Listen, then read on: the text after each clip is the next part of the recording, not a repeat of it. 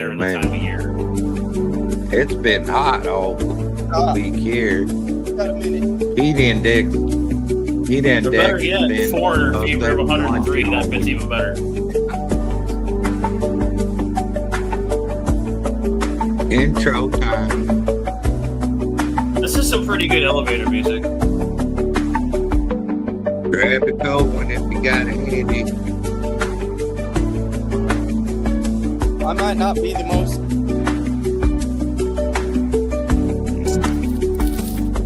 55, 48.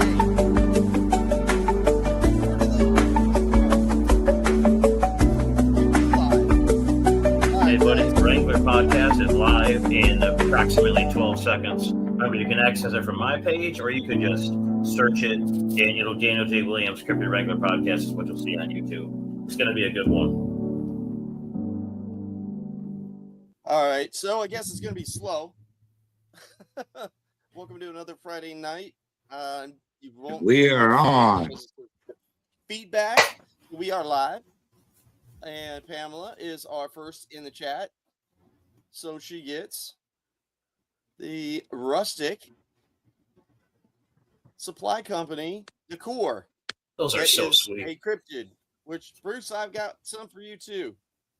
All right. So we have Scott Pace on tonight, who is basically who we are. Exactly. Paranormal, Bigfoot, Dogman, all this stuff. So he's fitting right in. So we're glad to have him. And Scott, tell us a little about where you're at, where you're from, and your encounters. Okay. So, hey, my name is Scott Pace from Louisiana. So my wife and I live in between Baton Rouge and New Orleans.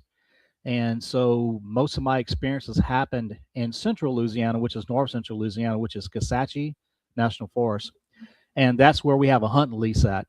And so that's where a lot of stuff happened. Some things here happened at my house.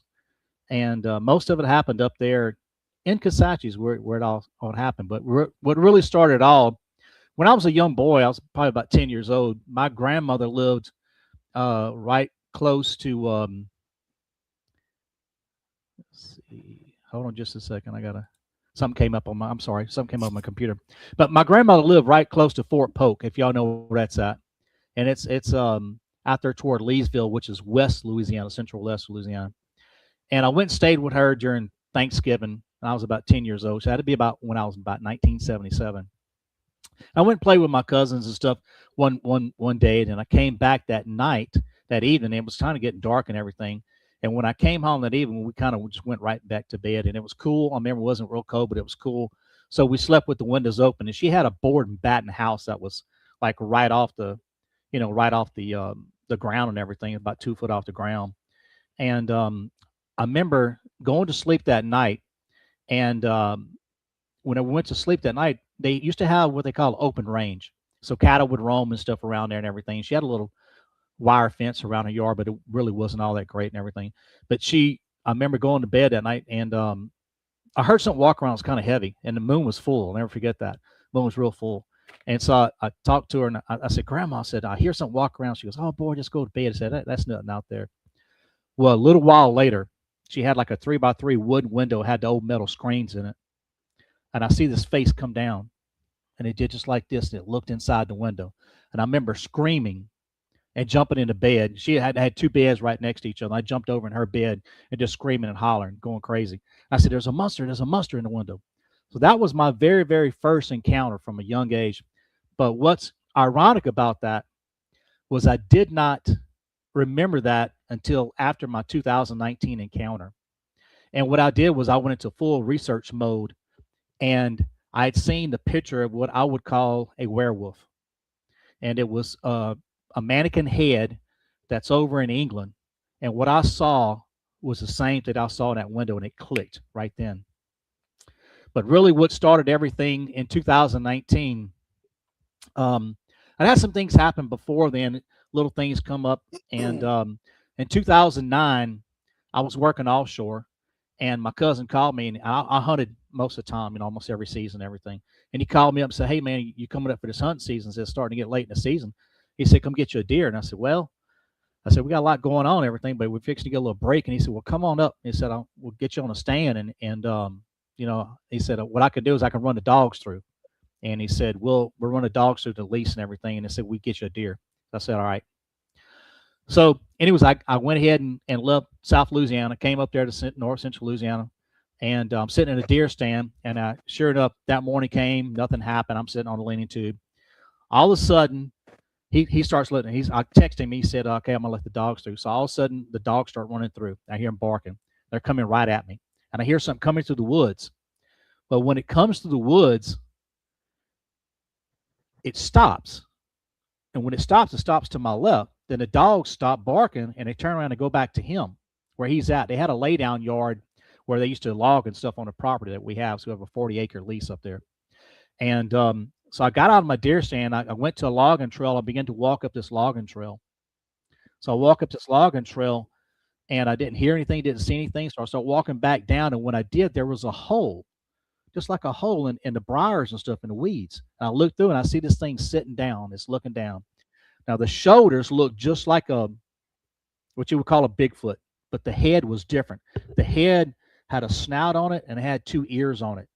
And it looked between a bear and a dog, man, is what it looked like. But that was in 2009. That was that experience. And I kind of just kept it to myself a little bit. That's a Gugway, I believe. So yeah, I don't know. Sounds like it.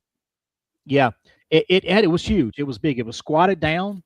And I remember this thing was as tall as I am, but it was squatted down looking eye to eye to me. And the head was, the face of it had a snout on it like a dog, man, but not as long as a dog, but more like a bear.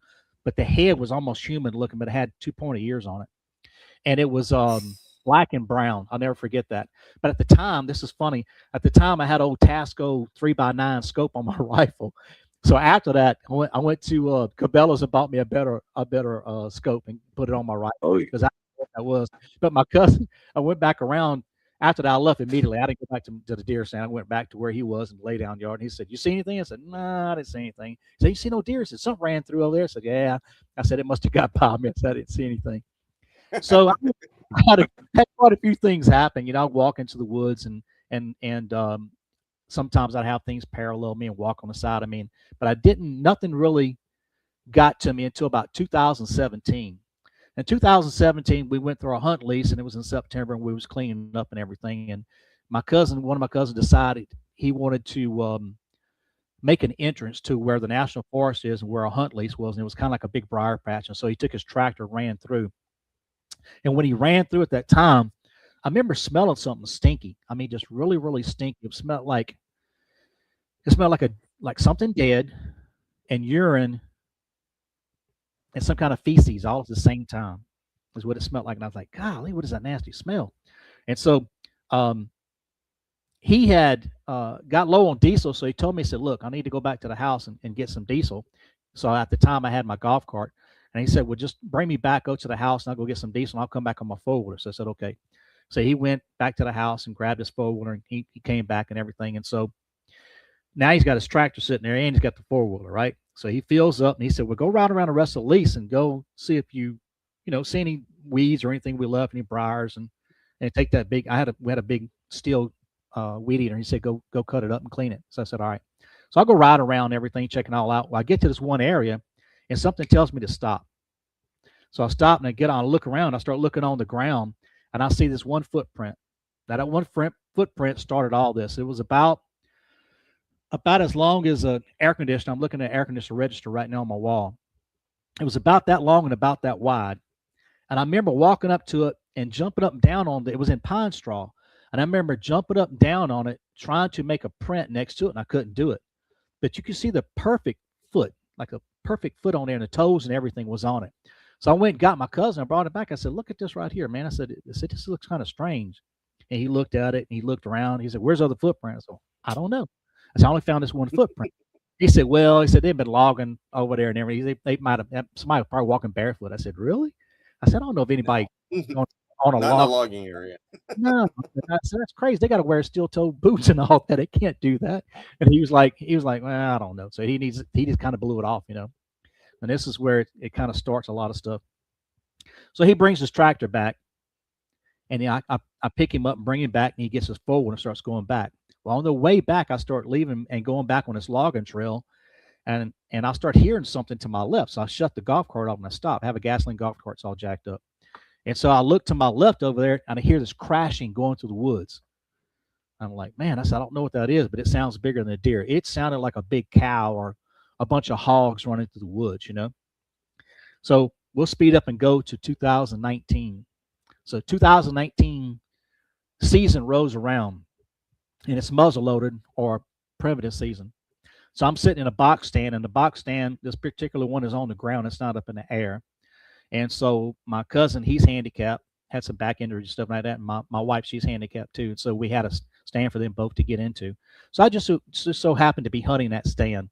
And it was a little warm, so my cousin didn't want to go into that stand. So I said, all right, well, I'll go hunt it. So it's not a big deal. So I went over and got in that stand. I had my muzzle loader sitting there. And sure enough, doe comes out. And she's feeding. So I said, all right. So I open up a little window and bam, I shoot. Smoke clears. She's laying on the ground. She's deceased. She's gone. So I went ahead, cracked open the barrel. Well, I put another, loaded up, and put my powder and stuff in it and put my bullet in. And I put my blasting cap. And I walked back toward the deer. All of a sudden, a deer just gets up like this. And the head's laying down and the legs are hanging down.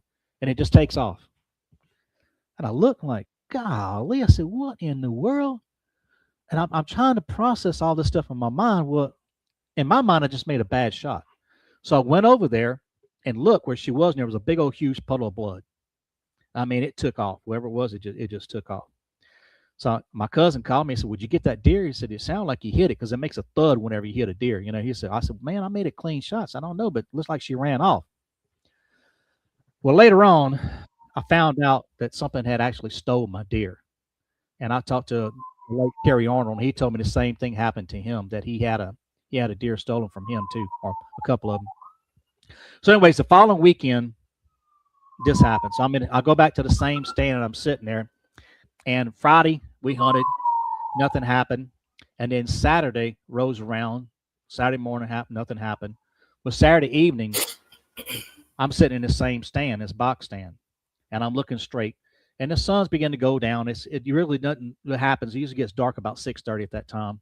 So nothing's going on. So about 6 o'clock, about that time. So I'm sitting there playing on my cell phone. I look left and I look right and I look straight and I'm shooting lane. I don't see anything. There's woods on each side of me. Thicket, big thicket. All of a sudden I get this high pitched noise in my left ear. So bad that my head's going sideways like this. And all of a sudden I look in the corner where my 30-06 is laying there, and I grab it and it starts vibrating. I mean, it's just sitting there vibrating like this. And I grab it and I look. And when I do, I see something move to my left. So I turn, and it looks like, I can't tell, it looks like a stump, but it looks like a person at the same time. So I take my cell phone and I zoom in as much as I can. I had an iPhone 6 and I just took a picture. So then I'm sitting here looking at the picture, trying to figure it out. And I look back over there at it and I said, this looks like a person with dreadlocks or something, you know? So then I take my gun and I start looking at it. And when I do, I see it. The face is oily. It's real black. It's like tar. And it's very, very oily. The eyes were absolutely beautiful. The eyes look like a kaleidoscope. It's almost like they were spinning.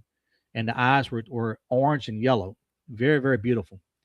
And then I see something to its left, my right, and I move over.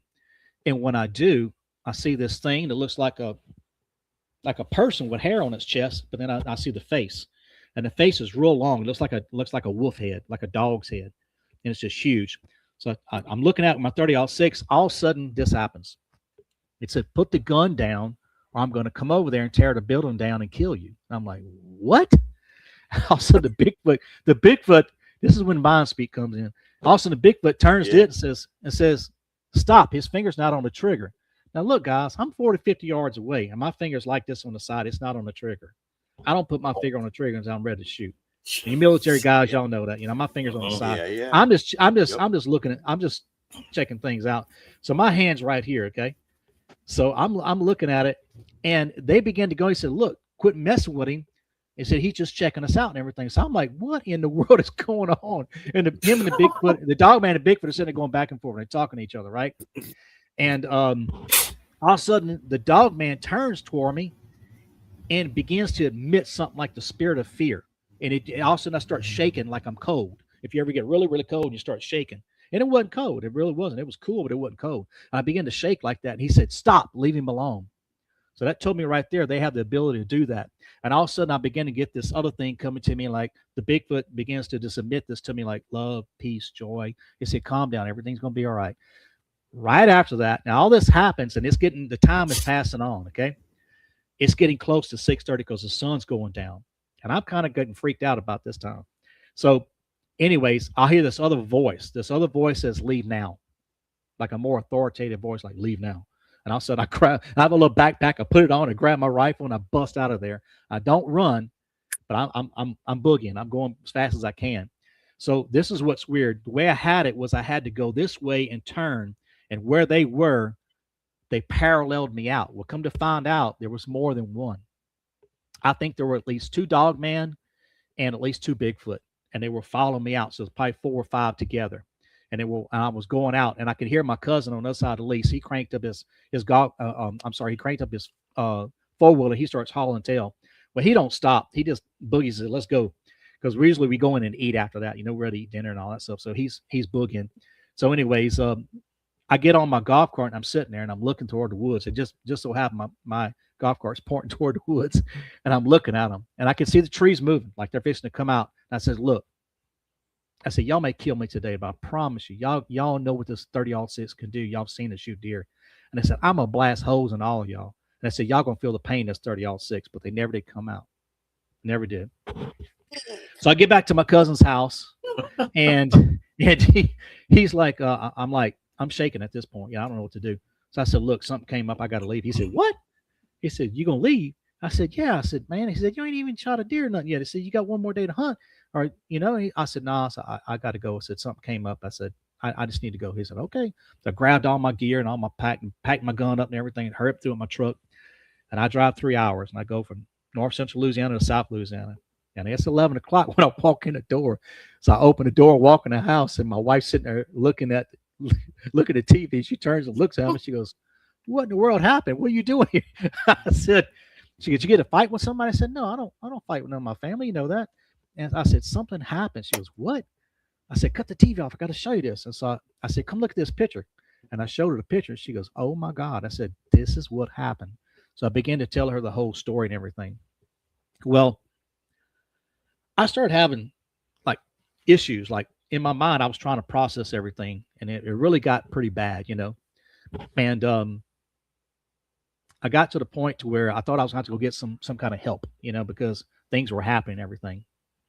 And so I started reaching out to other people, and I started doing Bigfoot research, in other words. So I started reaching out to a few people that had Bigfoot sites and stuff like that, started talking to some people and stuff.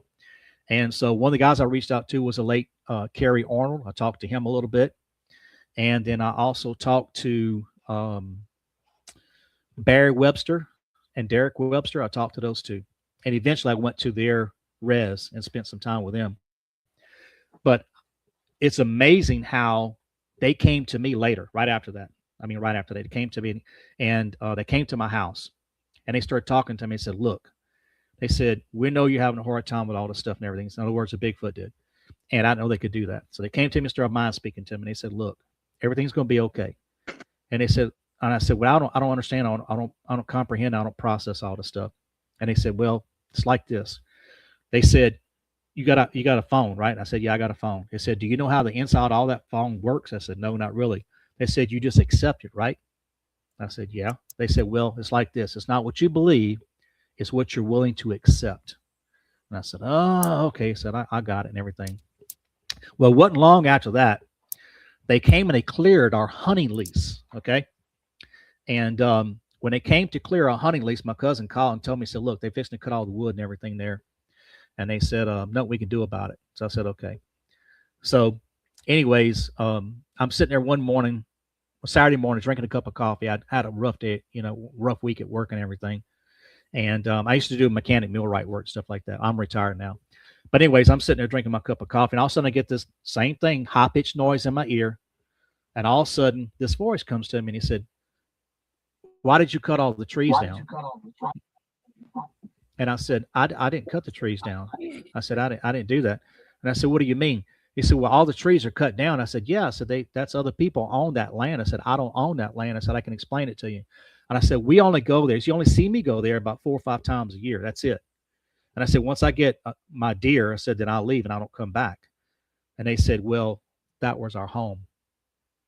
And I said, that's where we lived. And I said, well, I'm sorry. I said, I'm truly sorry. I said, I had nothing to do with that. And I said, that's somebody else owns that land. And I said, they came and they cut all the trees down and everything. Well, after that, They don't understand owning land either. Yeah. Yeah. So after that, I had a few more experiences and stuff like that.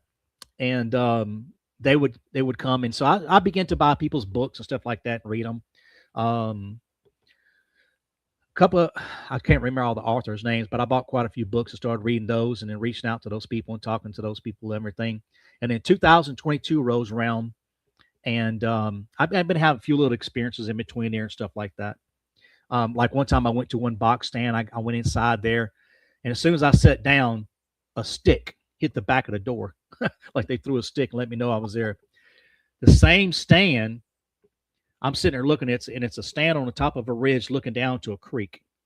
And there's an open area to the right, open area to the left. And it's a shooting lane down through there. All of a sudden I see these streaks go by. Just keep going by like that, these streaks. I'm like, what in the world is that? It almost looked like a ghost, you know? And I've seen it about 4 times. And all of a sudden I caught something out the right side of my eye. And I turned and I look, and there's something looking like this on the side of a tree. And I looked over at it and I said, I got you. And that's what I seen right there. So they began to get used to me and stuff like that. And then they would come to me at different times and talk to me and different things like that. In 2000, I guess it was 2022 or 23. I'm trying to remember when it was. Anyways, I'm sitting in one leaning to one of the same places over there on this one ridge. And it's same thing. It looks down to a creek. It's really beautiful land and stuff. They're pretty clear. But in national forest, they burn them off pretty good up here and everything too. So I'm sitting there having my rifle across, and also I'm looking this way, looking to the left, looking straight again. As soon as I look straight, there it was. There's a female standing there. And it, you know, if you ever seen a female Sasquatch, she don't have no clothes on. So, I mean, she just has everything hanging out there, you know. And I'm looking at her, and she said, you have a gun? I said, yep. I got a gun. She mind speaks to me and says, you have a gun? I said, yep. But I said, look, here's my hands. I said, my gun's right there. I said, don't hurt me and my family. I said, I'm not going to hurt you and your family. As soon as I said that, in the tree above her, one appeared, and it looked to be a male. And then on the ground was 3 more little ones right there beside her. They just appeared just like that. Hey. Incredible. Incredible. Sorry. So, since then, I've had quite a bunch of other experiences and stuff like that. But one of the latest things that happened was this past February. There was a director that's right here in Baton Rouge, and he does films and stuff like that. And he called me up and asked me and said, would you want to do a documentary? I said, sure, I'll do a documentary with him. So he came up, and we have a little small campground up there in North Louisiana. So he came to the campground, brought a camper and stuff like that. These guys, we brought these 2 guys are kind of like actors and stuff like that. And I told him, I said, you may get more what you bargain for, you know, you come up here and do all that. And so they came up there, and I said, the first day we shot and stuff like that, we're in a shot and film stuff all in national forest and on it, come back. Well, the first night we didn't do anything. It was the next night. And they said, well, let's see if we can get some action. So I said, okay. I said, that's fine. So I said, all right. And I said, look, I can't whistle that loud. And I said, can one of y'all whistle? They said, oh yeah, I can whistle real loud. I said, go ahead and whistle real loud. And all of a sudden we hear another whistle right across the road from the campground. All of a sudden we hear a big old tree knock. I said, there they are. And they all both looked at me. Right after that, this guy was standing there, and something ran right behind him. And I mean, he freaked out. He goes, something just ran behind me. Something just ran behind me. I said, yep. I said, they're here. And he didn't know what to do. They didn't know what to do. Then I said, well, then I looked over, and we had a fire and stuff going. So he set his camera up toward, they got 2 creeks below us. And I said, set your camera up toward these creeks over here. I thought I seen something. So I looked over there, and I seen the eye shine. How you see the bright light, and all of a sudden you see it come down like that. Then all of a sudden it's just dim. And that's what I seen over there. So that's one of the recent things that happened. But my experience with Barry Webster and Derek Webster was incredible. So Derek, I was one of the first guys I reached out to and started talking to him. So in 2022, my wife had a bad hip surgery and it didn't go well. And so we didn't go on vacation or anything that year. And I asked her, I said, would you mind Oh, if you too. Stay safe. if I took vacation and I would go ahead and go over there and go see them? She said, no, go ahead. She said, we have friends and family here. And she said, I'm doing well enough now.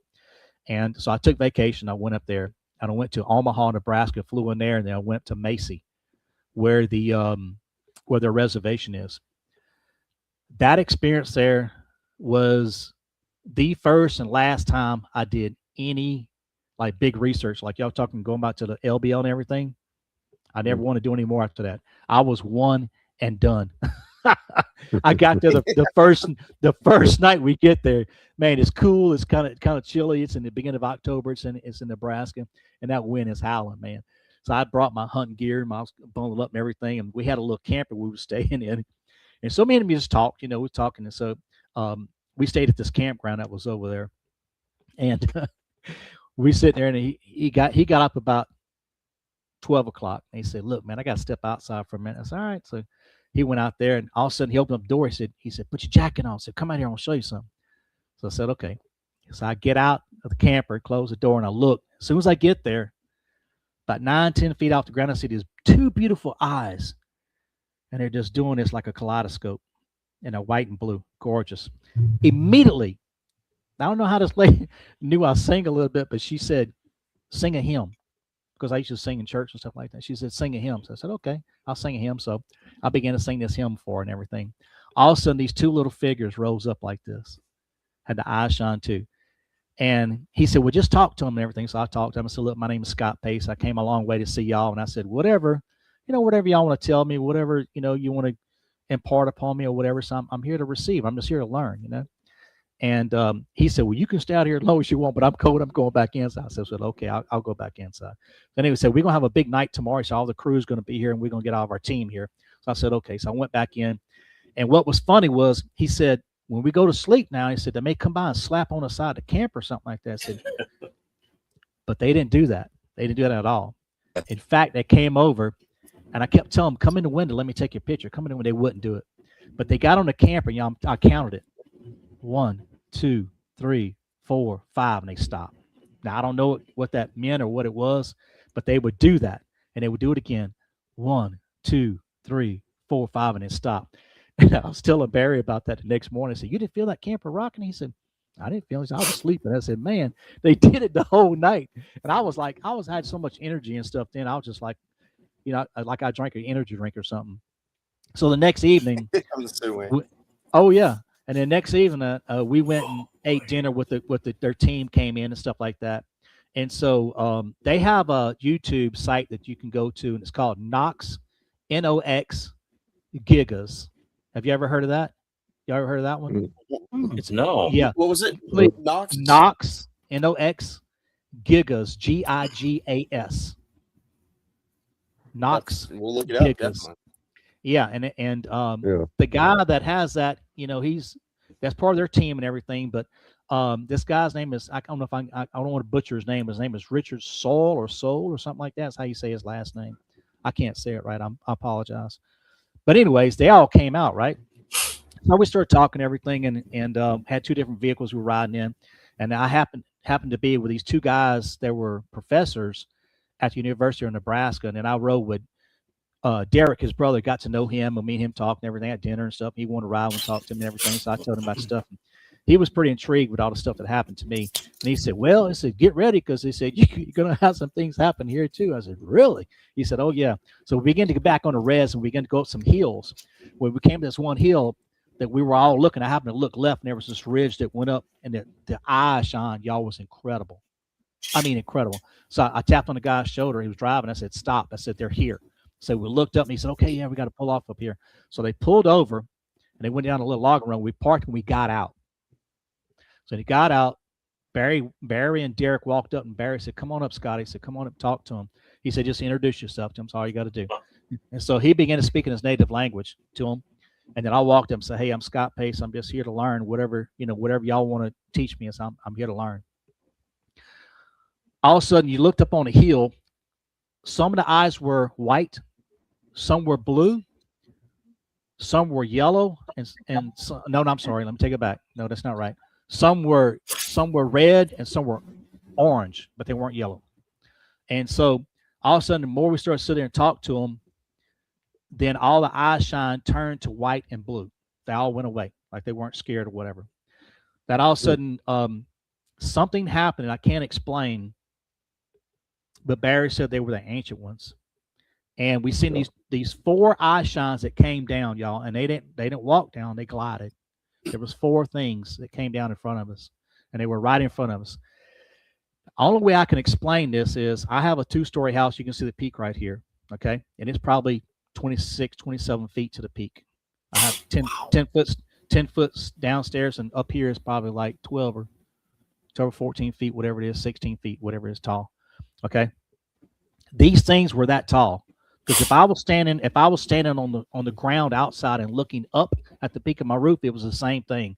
And I was standing on the road, and these things were even with us, and they just glided down.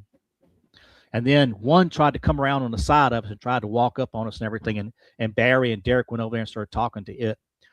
Then we sat there and we stayed there for a little while. And I began to just talk to him, ask him, said, look, anything you want to give me or whatever you want to talk, because I'm willing to learn. And they just stayed there.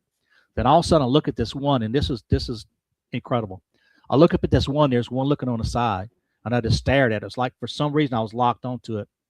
Something happened then. There was like a prism that went from my eyes to it. It was going back and forth like this. And it was just doing that. You ever seen that it's like an Avengers movie where you see Thor? Y'all ever seen it where the bridge is there? They got the bridge. It looked just like that. Yeah. Like Thor, like the bridge, okay? Going into wherever they lived at. So it looked just like that bridge. And it was going back and forth toward me like that. All of a sudden they said, well, come on, we got another research area we're gonna go to. So I said, okay. So we got back in the vehicles, went to this other place, and it was supposed to be somebody's grandparents' house or something like that. So we went to that place there, and man, these things were running around. As soon as we got out, they were running around. They must have been young ones or something. They were just all over the place. And you hear them over here, and they run over there, and they run over here, and they run over there, and they'd be behind you, they'd be in front of you. And they never would be still. And they said, good Lord, so this was crazy tonight. So we never had something happen like this. So we went back in, and then the following day was Saturday. So most of the team, they got up, we had breakfast and stuff like that, talked a little bit, and some other people came in from the Res Nation and stuff like that, and talked to us and everything. I did a couple of interviews, talked to them. And then Barry's brother said, hey, y'all want to go for a ride? I said, sure. He said, well, come on, let's go find a Rougarou. I said, you daggum right. Let's go get it. So we got in the truck, we went, rode around. They had a bison pen over there. I don't know how many acres it was. It was probably 40, 60 acres, something like that. But I remember we went over there. When we got there, he said, y'all come on, get out. So we got out. It was me and another guy. His name was Peter. So we got out, and he started talking to him. As soon as we did, this little black figure. Now, understand, they got these bison pins, got these big old posts, and these posts are painted white. Okay, this thing ran out of the woods and started doing this on the side of the post, just doing that. I was like, my God, look at this thing. And all of a sudden, there was 4 more in the trees that lit up. And then this one, it looked to be a mother. That's all I can say. She looked female, but she was huge. When I say huge, she looked the size of like an F-450, like a big old 1-ton truck, walking across. And she did just like this. And I got a picture of it. And I started laughing. I mean, I was dying laughing. I said, look at this. I said, give me your, I told Derek, I said, give me your binoculars. I don't look at this. So I started looking at him close. And I got a good view of him. Really, I mean, it's his daytime, And also another guy, Peter, he's just sitting there going like this. He don't know what to do. And me and Derek are just dying laughing. He said, Scotty, wait. He said, turn to your left. And I turned and looked like this. He'd look at those. Now that one, she looked like she was about 13 feet tall. But these other ones, way taller, y'all. People say that they only get about 10 foot tall. I disagree 100%. I seen them. Those were in between 16 and 18 feet tall. And they were huge. Just big old, huge, dark figures. They were just huge. And I couldn't get over that. So anyways, we left from there, went and rode around a little bit more and stuff like that. And we didn't see anything else really. We tried to go look for a dog man. We couldn't find him. But that night, let's see what happened the next night. I'm trying to think what else happened. So we went to another place that was supposed to be haunted, right? So we got out, and most of the team, they left. They had to go work and do other things and everything. So me and Derek and this other guy, his name was Terry, and then Derek's sister, she came with us. And so we went roads. We went to this one place that's supposed to be haunted and everything. So we got out and started walking around, and I began to take pictures. Every time I feel something, hear something, or get a high pitched noise or anything, I start taking pictures. I began to take all these pictures. I couldn't see them though. At night, they were just dark figures, is all it was. And I remember hearing this thing going like it was running at us, and all of a sudden Barry just turns and starts bolting right toward the truck. He said, "Get in the truck, get in the truck." So running, we got into this. This guy has a 4-door Dodge, and I rip open the door. And his sister was sitting in the seat, and I just remember picking her up and tossing her and throwing her on the other seat and everything. So I got back in the back seat. She goes, "What's going on?" I said, "There's one right there." All of a sudden, you could see it come across, but it didn't look like a Bigfoot. It was something else. Something came across in front of us and walked across, and it went down this ravine down there. And so he said, "Okay," he said, "that's good." I said, "Let's go to this other place." I said, "What's it called?" He said, "We're going to go what they call Hard Knocks." So then the rest of the team, they had met up with us. So we had 2 vehicles. We had a Jeep and we had a truck. Went rode down the bottom of the ravine, went all the way down. So we're there, and you can hear this. If you go to Knox Gigas, you can go look it up, and you can hear this. You can hear me talking. I get nervous, y'all, and I start singing. I start singing to them, and it was funny. So we got in this bottom like that, and we're sitting by this Jeep, and I'm from Louisiana, so I'm cold. So I'm sitting by the front of this Jeep with his bumper. He has a big old bumper and everything on it. So I'm sitting with my hands on it, warming up and everything. So Derek is showing these other 2 guys pictures and telling them stories. All of a sudden we hear thunk like this, and like boom, something runs off. I said, "My God!" I said, "What was that?" I said, "Something just jumped out of the tree right there." And Derek just starts busting out laughing. He said, "One was in the tree right there." He said, "What?" The guy said, "Yes." Said, "Something just brushed my jacket. One was right above us in the tree, jumped down, brushed this guy's jacket," and all that's in that interview. You can go over there and listen to it. It's on Knox Gigas if you go look it up. And so, anyways, that evening we all went back in, and I cooked jambalaya for them. They wanted jambalaya, so I had a pot and everything. I brought them, fixed some jambalaya, some chicken and sausage jambalaya, so they ate that. So the next day, everybody else pretty much took off. So they said, Scotty said, "We got one more night. So where you want to go?" And I said, "Well, it doesn't matter to me." He said, "Well, we're gonna go to a place over here, and it's called I think it's Memorial or some kind of, it's a memorial site's what it was." So what they have is this statue, and what it is to remember all the Indians that were killed. So they had a bunch of young kids that went to school and everything, and I guess they killed a bunch of them and everything. So they got some monuments, what it's called. So they just monuments sitting there. So we pulled over to this one site. We're sitting there, right? And I begin to see eyes shine everywhere. So Barry tells me, he says, "Look, come get out with me, Scott." I said, "I don't know about this time." And they started mind speaking and said, "Don't get out." So I said, So I looked over at his sister, and she was sitting next to me, and she said, "You gonna get out?" I said, "Mm-mm." So I ain't getting out this time. And she said, "Why?" I said, "Well, you can go ahead and get out." He said, "Deej, get out." I said, "Come on, get out with me." So she said, "Oh," she said, "Okay, I'm gonna get out." So they got out and they walked right to the front of the truck, but that was it, right with the lights on. And this guy had his lights on and everything, and he was sitting right there.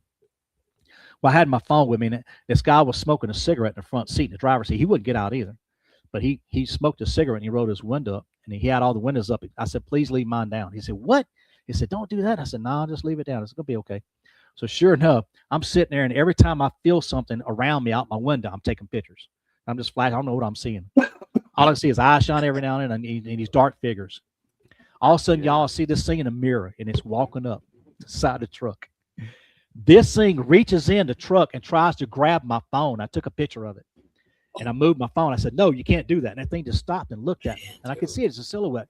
It looked down through the truck and just looked at me. It kept on going around, and it went over and tried to grab Barry's phone in front of the truck, and they both jumped into the truck real quick. And he said, "Come on, let's go." So he cranked up and we left. That was incredible. To top everything off, we went and did one more thing. And so he said, let's go back to Hard Knocks. There's a place they call Hard Knocks. So we went down to this site, and it was just us in the truck and everything. And so we seen the eyes shine all around us. And he said, "Scotty, you want to go out and take pictures with us?" I said, "No, I'm good. I'm just gonna sit here and look and see." So I'm gonna try to mind speak to them and talk to them and stuff like that. But they didn't say anything to me. All of a sudden, y'all, all the eye shine just left, gone. I said, "Good Lord." I said, "They're all gone." I said, "What are they doing? They leave for the night or something?" And Barry said, "Oh no." I said, "What?" He said, "The aliens are here." I said, "You got to be kidding." He said, "No, So I'm sitting in the back, and all of a sudden I couldn't see it because of the angle it was at. I was in the back left seat. This light comes down. It's like a magenta light, and it comes out of the sky like this, and it comes down. And all of a sudden he said, "Come here." I said, "Come here. Get over here." So I kind of get up between Barry and Terry. And I'm looking through the windshield like this. I said, "Oh my God." So I looked at Deej and said, "Deej, you see this?" She said, "Yeah." So I see it. Y'all, this thing comes out of this magenta thing, comes down, hits the ground, and starts walking away. Now, the only thing I can explain to you is it looks like a light beam. That's it. It's some kind of spiritual being. And this thing is like a beautiful color and just walks right across in front of the truck, goes down a ravine. And I mean, you could have heard a pin drop. Nobody said anything. Well, the next day, I got on a plane and came home. And I mean, I didn't know what to do. I come home and told my wife and my family, I said, "I'll never go research again." I said, "I've seen everything I needed to see. I don't want to see anything else." I said, "I'm done researching. I'm one and done." And they said, "Man," I said, Yeah. I said, "All that stuff is," they said, "I didn't see everything." So I began to ask them, questions, stuff like that. When I was there in the daytime, they said, "Oh yeah," I said, "You haven't seen the little people yet." I said, "The little people?" I said, "What's the little people?" They said they got these little bitty short people. I said, "Well, are they like Sasquatch and stuff like that?" And they said, "Well, sometimes they wear clothes and stuff like that, but they little." I said, "Well, how little's little?" It said about 2 foot tall. I said, "Oh my God." I said, "You got to be kidding me." But anyways, that's just some of the stories. I don't know how long I've been, but if y'all want to ask me questions or You're good. talk, yeah. And I was gonna say, ask. Oh, go ahead. anybody can ask me questions, anything you want. Because I mean, the more y'all questions y'all ask, the more experiences I come up with, that I've been through and stuff like that. Let's hear something scary. What's the most terrifying encounter you've had? Doesn't have to be Sasquatch, Dogman. It can be both. I got one of those.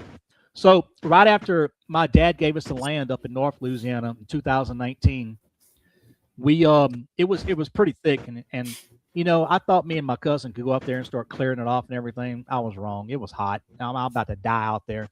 So we got out there, and he had a tractor and had a chainsaw, and I'm cutting stuff up, and he's moving stuff, making a big old pile, and it was just too hot. So I ended up hiring this guy. He came with a forestry mulcher, with those big old blades on the front, and they come through and they chop everything up. So he cleared about about 3/4 or an acre for us and everything on our property right there. Then and we have a big old hill that's there. So he went to the hill, actually picked up a bunch of red clay and everything, and he filled part of the hill in for us and made us a pad. So once that happened, I went back up there. I paid him and everything, and I went back up there and started deer hunting and everything. And my cousin lived next door. He said, "Look, it's starting to rain." He said, "When you come up, you need to bring you some grass seed and all that." Said, "All your dirt's gonna wash away down the hill." I said, "Okay," so I'll get it. So we got me a big old sack of grass and everything, like a 50-pound sack, and I had me a little walk behind spreader. So I went hunting. It was in the evening time, okay? So I went hunting that evening. It was Sunday evening, and I came back. So I'm this is the crazy part. Normally I keep my gun with me, even if it's on my property and stuff like that. I didn't keep my gun with me. I went and put it in my truck and everything. So I put it in my case and everything. I didn't think nothing of it. So I went over there and started walking back and forth, and putting all the grass seed and everything out. All of a sudden I look across the road and the sun's going down. I see this black thing running. I mean, it's on all fours and it's getting it. I mean, just getting it. I said, "My God, that looks like a big old deer, like a big buck." It come across from me on a ridge, went down into a bottom, like a little swampy area, crossed the road, came onto my property at the bottom where the two creeks are, came back up. And what it did, it got right where the wood line is. It got down like this, like on all fours, and was just looking at me. And I just stared at it and it looked at me, and I had that grasp, had that thing in my hand. All of a sudden, at the same time, my cousin and they had come in from town or something like that, and they had a little road right next to us right there. And the lights turned and went toward that thing and looked at me and them, and they looked at me and waved at me. So, anyways, they come on by. That thing looked at me, and I just flipped the thing over and threw it down. I walked away from it. I said, "Good Lord, if I'm gonna die right now." I said, "This is gonna have to get me."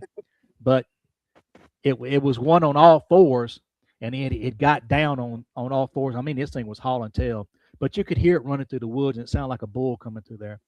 That was the scariest. That was pretty close. I had one other thing that happened to me that caught me off guard, but I was walking from one of the deer stands one time during muzzleloading season, and I got my muzzleloader on my shoulder. Didn't see anything, so I'm walking out and it's dark, and I got my headlight on. I'm looking down. All of a sudden, something mind speaks to me and says, "Look down, stop, look down." I look down. There's a footprint right there. I mean, right there. They end up getting a picture of that too. Everything I have experience with, I get pictures of because people, like, man, I don't know if I believe. I'll say, I got pictures. I'll show you. And so another funny thing is that one of my best friends, he wanted to come up there with me, go, and he works awful. He does. He goes out of town a lot and go works. He said, man, I want to go with you and go deer hunting. So it's been a long time since I've been here. So come on, you can go. So I got 2 seats in the deer stand. You go with me. So there's 2 chairs and stuff in there. I brought him, and we went that evening. Nothing happened, everything. So we started walking out. So I started mind speaking to him, and I said, look, I said, this is my best friend. I said, he's a skeptic. I said, he's a non-believer. And I said, well, if you don't mind, would you please give us a sign? And y'all, I'm telling you, no sooner got out of my mouth, I heard, pow, and the air popped. And he stopped. He looked at me. He goes, oh my God, we got to get out of here. I said, boy, you just don't know. I said, they want to get you the RB on top of you. He said, what was that? I said, it's them. I said, that's him. So he's like, man, we got to get out of here. I said, they ain't gonna hurt you. I said, don't worry about that. I said, they want to get you, they come and get you. I said, they'd already be here, you wouldn't even know it. So they'd be right next to you. But anyways, going back to the story I just told you about the rifle on my shoulder. I bent over to take the picture, and I felt my muzzleloader do this. And I didn't push it over. I didn't fall over. I just had it like this, and I had my hand on it tight, and something took it and moved it over. It was that close to me. It was right behind me. So that's some of the craziest things I've happened. We've had them come in our house. We had a thing that happened to us. It was really, really nuts. This is a crazy story here. And we kept seeing things move. I get ready to go to work and stuff like that. And I used to work at evening shift. And things would get moved around. My keys would get moved to get hid. I couldn't find them. And I know I put them right there on the table. My wallet, my keys are right there. My lunch is right there. Everything's together. I tell my wife, what'd you do with my key? What'd you do with my wallet? Because I didn't touch your stuff. I've been over sitting and watching TV. I go to get my stuff, be gone. Now I'd go look all around for it and come back, and guess what? It'd still be sitting right there. Now how they do that? They cloak it. They cloak your stuff, messing with you, just doing that. I'd go, I try to sleep in late in the morning because I'd work an evening shift like that, and I'd be sleeping there and everything, and I'd feel something push on me and wake me up. Just push on me, rock me, push me up. And I get up and look around. My wife's downstairs watching TV. I'm upstairs, stuff like that would happen. This is one thing that happened, and this is probably the most far-fetched thing that's ever happened to me. This is the ability they have. I'm gonna give them that. So I was going down, and it was cold that day. I'll never forget it. It was coming down. I put my socks on and my clothes and everything on. And I was going down the stairs. I shouldn't have my socks on, but I did. We don't have any carpet on our stairs. It's just oak steps. And so I'm coming down the stairs, and I'm kind of going a little fast. But all of a sudden, it's like I'm going down, and something knocked my legs out from under me. And I'm trying to grab myself going down the stairs, about 7, 8 stairs from the bottom. I think I have 17 stairs going up. I hit on my leg. Pow, pow, pow. And every time I hit, it felt like something, like my leg had broken. So I got down the bottom. I'm almost in tears. I'm almost crying. I called my wife. I said, come help me, come help me. I said, I fell down the stairs. Something happened. And when I looked over, just for a millisecond, I looked and I seen these 2 little black figures. They were right there in front of me. And I screamed and hollered. I said, come and get your kids. I said, tell me, and get the hell out of my house. I said, don't come back. Don't put these things in my house no more. And boy, all of a sudden, it's like she came and she got them and left. But here's the next thing. I told my wife, man, I said, you might have to call 911. I think I broke my leg. I said, it's hurting me. It's killing me. And I said, I feel it. It's messed up. Now, y'all, this is whether you choose to believe it's not. It's up to y'all. She came back. She came back and laid her hands on my leg. And I swear to God, she healed it. She did. She healed my leg. And I have not had any problems with that leg whatsoever. None. It's funny that you say that. Yep. That my father had blood clot, and he had people come in and pray over him, and he said he could feel it shoot out the bottom of his foot. Yep. Well, she did. I don't know what she did, but I'm gonna tell you something else, y'all. And when I seen the female Bigfoot, Um, did I tell you about that experience too? I'm sitting on my deer stand. I see her. So we have this conversation, and she's standing there, and I start laughing at her. And she said, "Why are you laughing at me?" I said, "It's because you're. It's not every day you see a Sasquatch buck ass naked in the forest, you know." And she got mad at me. She really did. She got offended. She said, "Well, think of it like this." She said, "Had you humans not sinned in the Garden of Eden, you'd be buck ass naked right now too." And I said, "Hmm." I said, "Touche, you got me." I said, "I don't know what to say on that one." And it was starting to get Yeah. dark, and I said, "Look, I'm just gonna give y'all the woods." I said, "I got to leave on that one." I said, "Y'all can have the woods." I said, "Whatever." And I said, "I just got out of my deer stand. I just put my backpack on, grabbed my rifle, and I just looked at them. I waved at them. They all just looked at me. They didn't wave. They just looked, and I walked off." And I was What's like, what state was that in? "What's that?" Yeah. What's You know, what state was that in? All this happened in Louisiana. So Louisiana? y'all know where Alexandria is? Alexandria, Yes, Louisiana, yes, yes, right yes. above there, right in between Alexandria and Winfield. That's where it's at. That's Uh, Kisatchie National Forest. So all these you, experiences I had, except for Barry and Derek, that's in yeah, Nebraska. And other you than that, ever, I haven't. I'm sorry. Go ahead. Mo- have you ever done any research in Monroe, Louisiana? I have not. I've heard of a lot of things happening up there too. You'll run Especially into you'll run into a lot of hairless Bigfoot in Monroe. okay. Uh, the females don't seem to have. Uh, they'll have the hairy legs, the long hair, but Uh-huh. they're more human-like. Yeah. As far as body hair, they'll have less on their breast, stomach, uh, and less on their legs and arms. Yep. It's Well. about they look like a human being, like a man that's got a lot of hair on his arms and stuff, Yep. little on his back and stuff. But they call them hairless. Uh, Well, I was going to tell y'all the female that I saw, she looked like an American Indian. She yeah, really did. yeah, She looked just like an American Indian. She didn't have a lot of hair on her. She right. didn't. She had, she had a Does she little have bit on her. that? She have that bluish, like grayish skin, or Yes. that little Um. tinge? Yeah, Yeah. I sent the have, pictures in. I don't know if y'all can pull them up or not, but I got pictures of it. yeah, it was a corrupt file. It's Oh not you. yeah. I'm God. sure it's the phone. Oh, Yeah. Which stream that's you not on? the first time somebody sent something, supernatural in nature and another person not be able to receive it and interfere with the device. I mean, Yeah. I've had to send things 30, Yeah. 40 Sure. times and it either goes through or it doesn't. I mean, it's not meant for everybody, I guess. The Um. one you seen in the bush, and you said it had that bear-like color and the snout and stuff. Yes. Uh, could you give me a little bit more detail on that? Sure. It was pretty hairy. It was big, bulky. The head was what looked like kind of like a Bigfoot. It didn't have the brow, the ridge brow or anything, but the face of it wasn't quite as long as a dog man, but kind of shorter. But the Uh-huh. ears stuck straight up on it like this, Uh-huh. and its eyes were dark. Now hold on, the eyes were black. They Black. were, yes sir, black. I Uh, didn't I didn't I didn't did see you any. do you see any the thickness of the chest? Could you tell? Yeah, it was thick. It was broad. It was broad chested. It was pretty big, but it had a lot of hair on it. It had a lot of hair. The hair Okay, was black. The hair was black with brown highlights in it. that's what they call a dog squatch. I don't Uh, know what it was, but Speak I, of the devil. I did Yeah, not yeah, want to get exactly. I a didn't want to dog get close squatch to will it. have that snout like a dog. Yep, It'll have that snout. It'll it have was big. somewhere on its face, where it's in the nose or the side. It'll have a brown patch. It looks like a bear. Yes, yes. Okay, that's a dog squatch, and I don't know why they use the term dog squatch. It's actually a form of Bigfoot that may have got DNA genetics from a wolf or something. That's not I don't. uncommon. Yeah, I don't know. We don't have Yeah, a lot of bear up there. We do have some bear, but not a lot. I mean, they just try to yeah, put them in Louisiana, but yeah, they don't have a lot. They have the little black bears. They're small. They're yeah. not real They big. won't.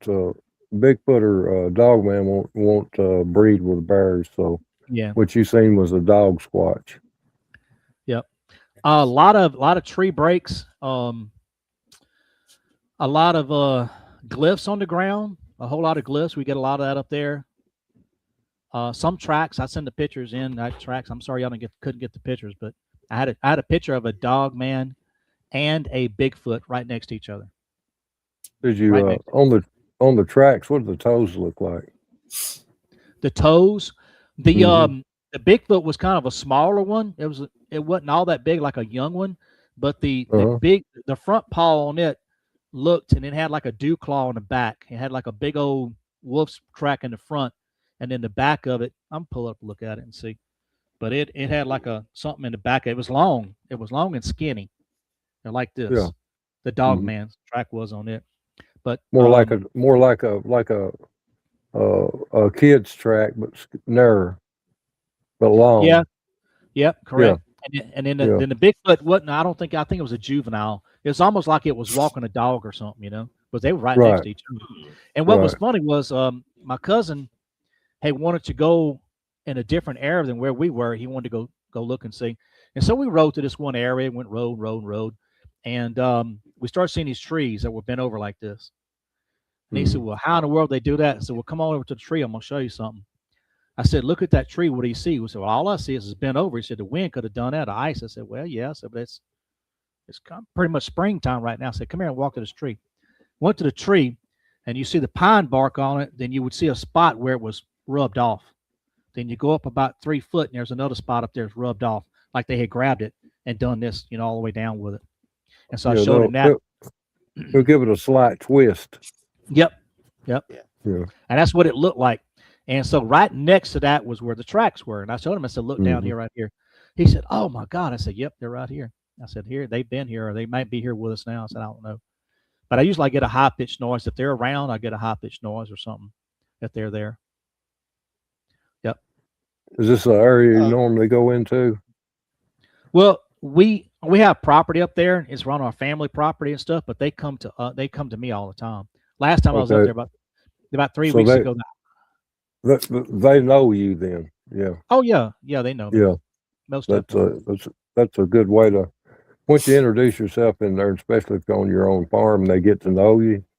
Yeah, Uh, they're more easy to let you see them and not disappear on you. right. And those little tree breaks, I call them, with a twist, Mm-hmm. it's just more of a friendly gesture towards you. Right. They're accepting you. Yep. Okay, I got one for you. Mhm. An X with a stick in the middle. What does that mean? How big of an X? Small. Not real. Small X. About 4 foot. About 4 foot tall. Two sticks like this with a stick in the middle, just like that. Now I got that on my property. I don't know what that is, but it was an X. That's a friendly clan. Okay. The straight stick in the middle indicates they're in line with you. Oh, They come read on. they're reading your thoughts. Oh, they definitely doing that. Yeah. I Yeah. know that. Yeah, they definitely read my Yeah. mind. That's the smaller the X, the friendlier the clan. Uh-huh. So if you can get a 4 foot X, 4 feet here, 4 feet here, 3 feet here, 3 foot there, Uh-huh. it's a different clan. Generally, the bigger ones will put the 4 footers. The juveniles will put the 2 and 3 footers.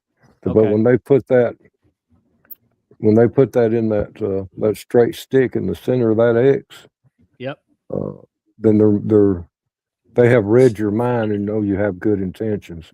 So Right. they're in a sense they're considering you one of them. Wow. That's incredible. Yeah. Yeah. Now, farther away from there, miles away, I say, well, not that far, probably about 5 or 6 miles away, we found some big trees like this. And Yeah. then by them was some big old, man, these are pretty much full size pine tree was bent over like this, pinned. Like a big old tall X's, and they're pinned. Mhm. So me and my cousin rode around, looked at the dogwoods, and we found a bunch like that in this one area, a bunch of them.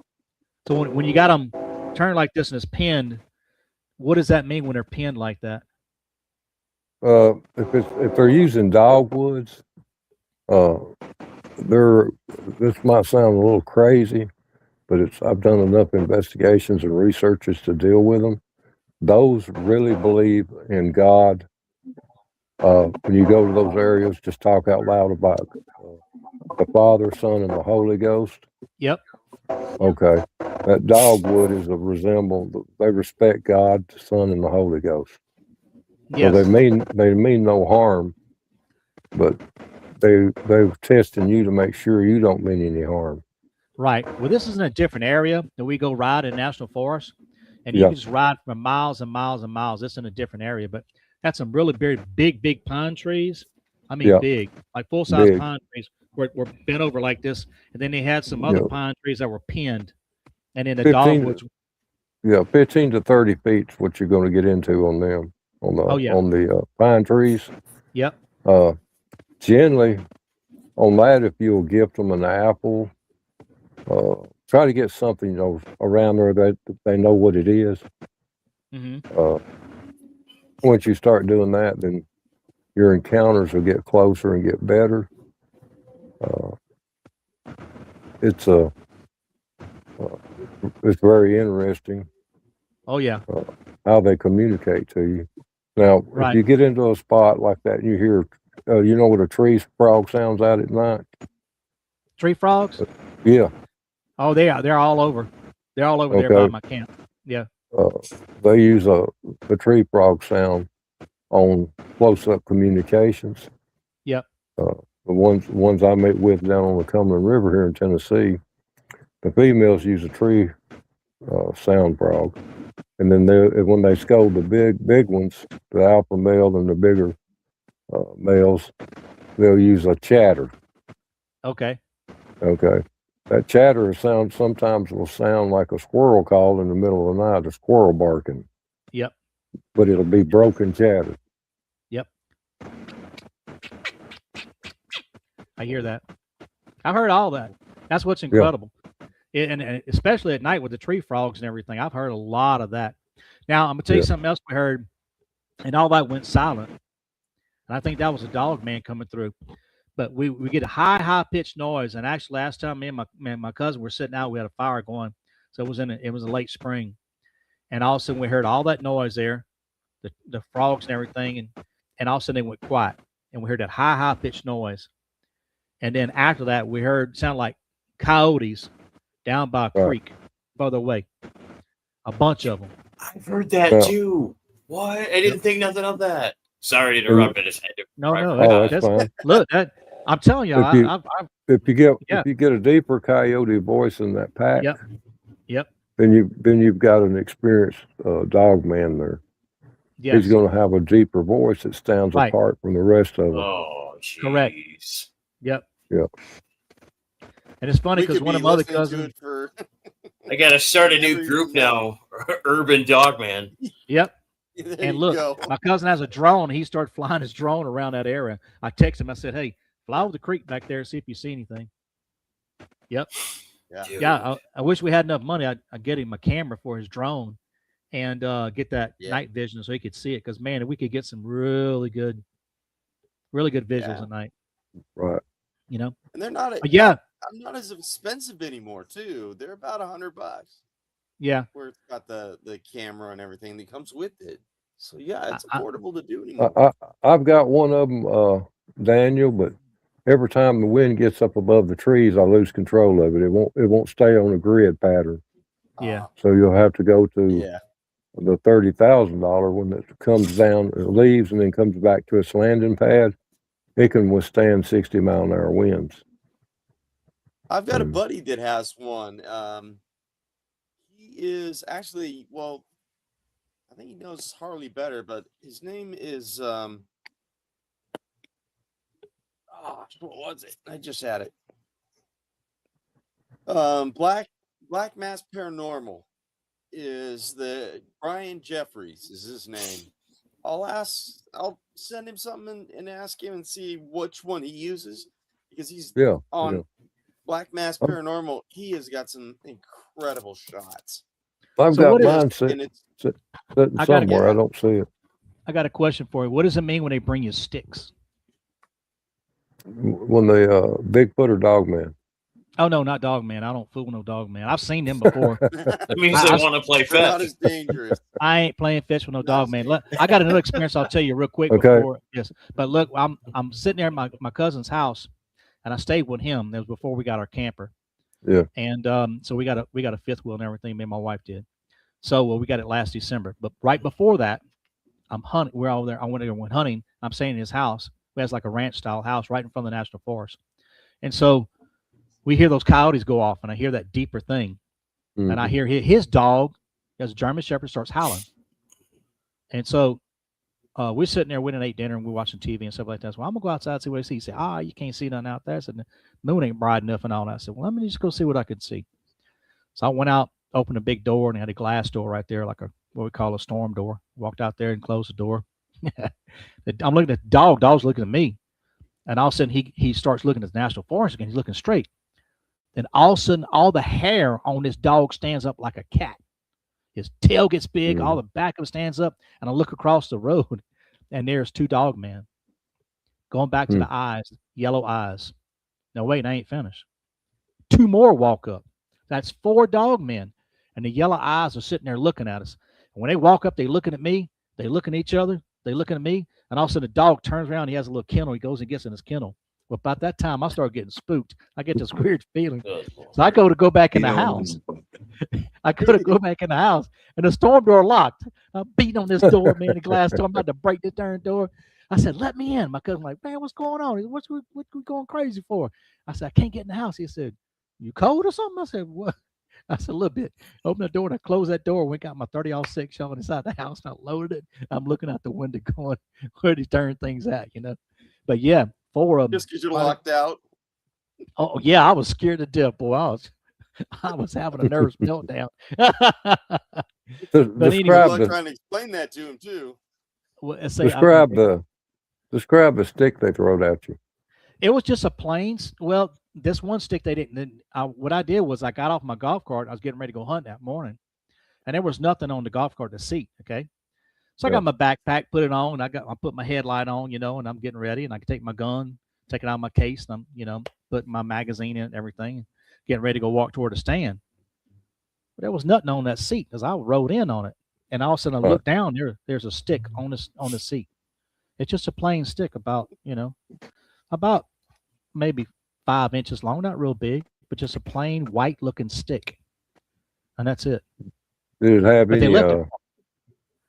Did it have a Y structure or a limb that had been broke off on the side of it or anything? Just a stick, just a plain stick. Oh, that was a warning. It didn't have no bark on it. There was no bark on it. Yeah, that's a warning. Let's go back to that warning. Let's elaborate. Yeah. Well, if that's a warning. If they chew the bark off of a stick, okay, and they get it straight as they can. Yeah, it may not be very big. It can be 5 inches or 3 feet. And they put it on your 4-wheeler, your side by side, your golf cart. They don't like that. They don't like that vehicle.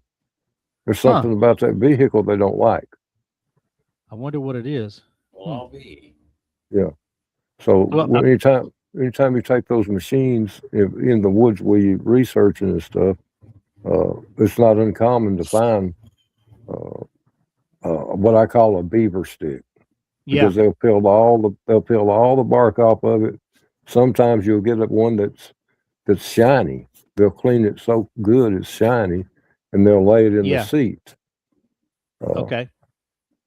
They just don't like. They just don't like that vehicle. I find a lot of driftwood types, like they've been washed out to sea, and they just somehow found their way on the trail. And I'm like, this ain't even from around here. Well, Bruce, let me tell you what happened. So before that, this is weird. Now that you say everything's coming around, okay? Before that, my coil pack went out on it. It's a gasoline golf cart, right? Got big tires on everything. The coil pack went out. So basically, I was stuck in the woods. And I'm gonna tell you what else was right there. Where it went out at, it looked like a nest, and I took pictures of it because it was like a thicket, a briar patch, and you could see where something was laying down up in there.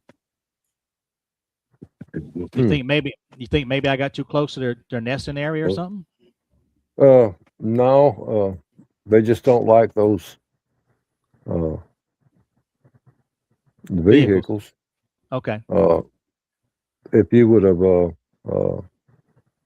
thought when you found that slick stick and found you a forked stick, and put exactly where you found that one at, and then went back into the woods, then that would have calmed them down. Okay, got it. They get fearful of certain things, and they get stressed when they get fearful. But I'll tell you something funny about the golf cart. It makes sense now. I had a carburetor. The old carburetor was on there. When I let off on it, it backfired. Pow! Like that. Yeah. That's probably why I didn't like it. Yeah, see, everything you talking to me is coming out now. And I remember because I'm letting off this thing and it bowed and bowed. It left time you like had a lot of it was running too rich.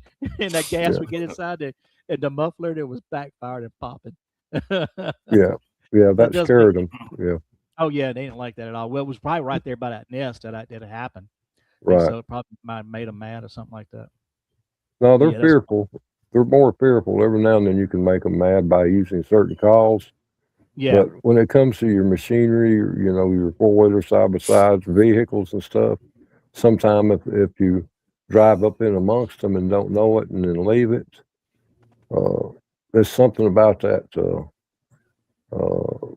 shiny stick, I call it, that they'll leave there.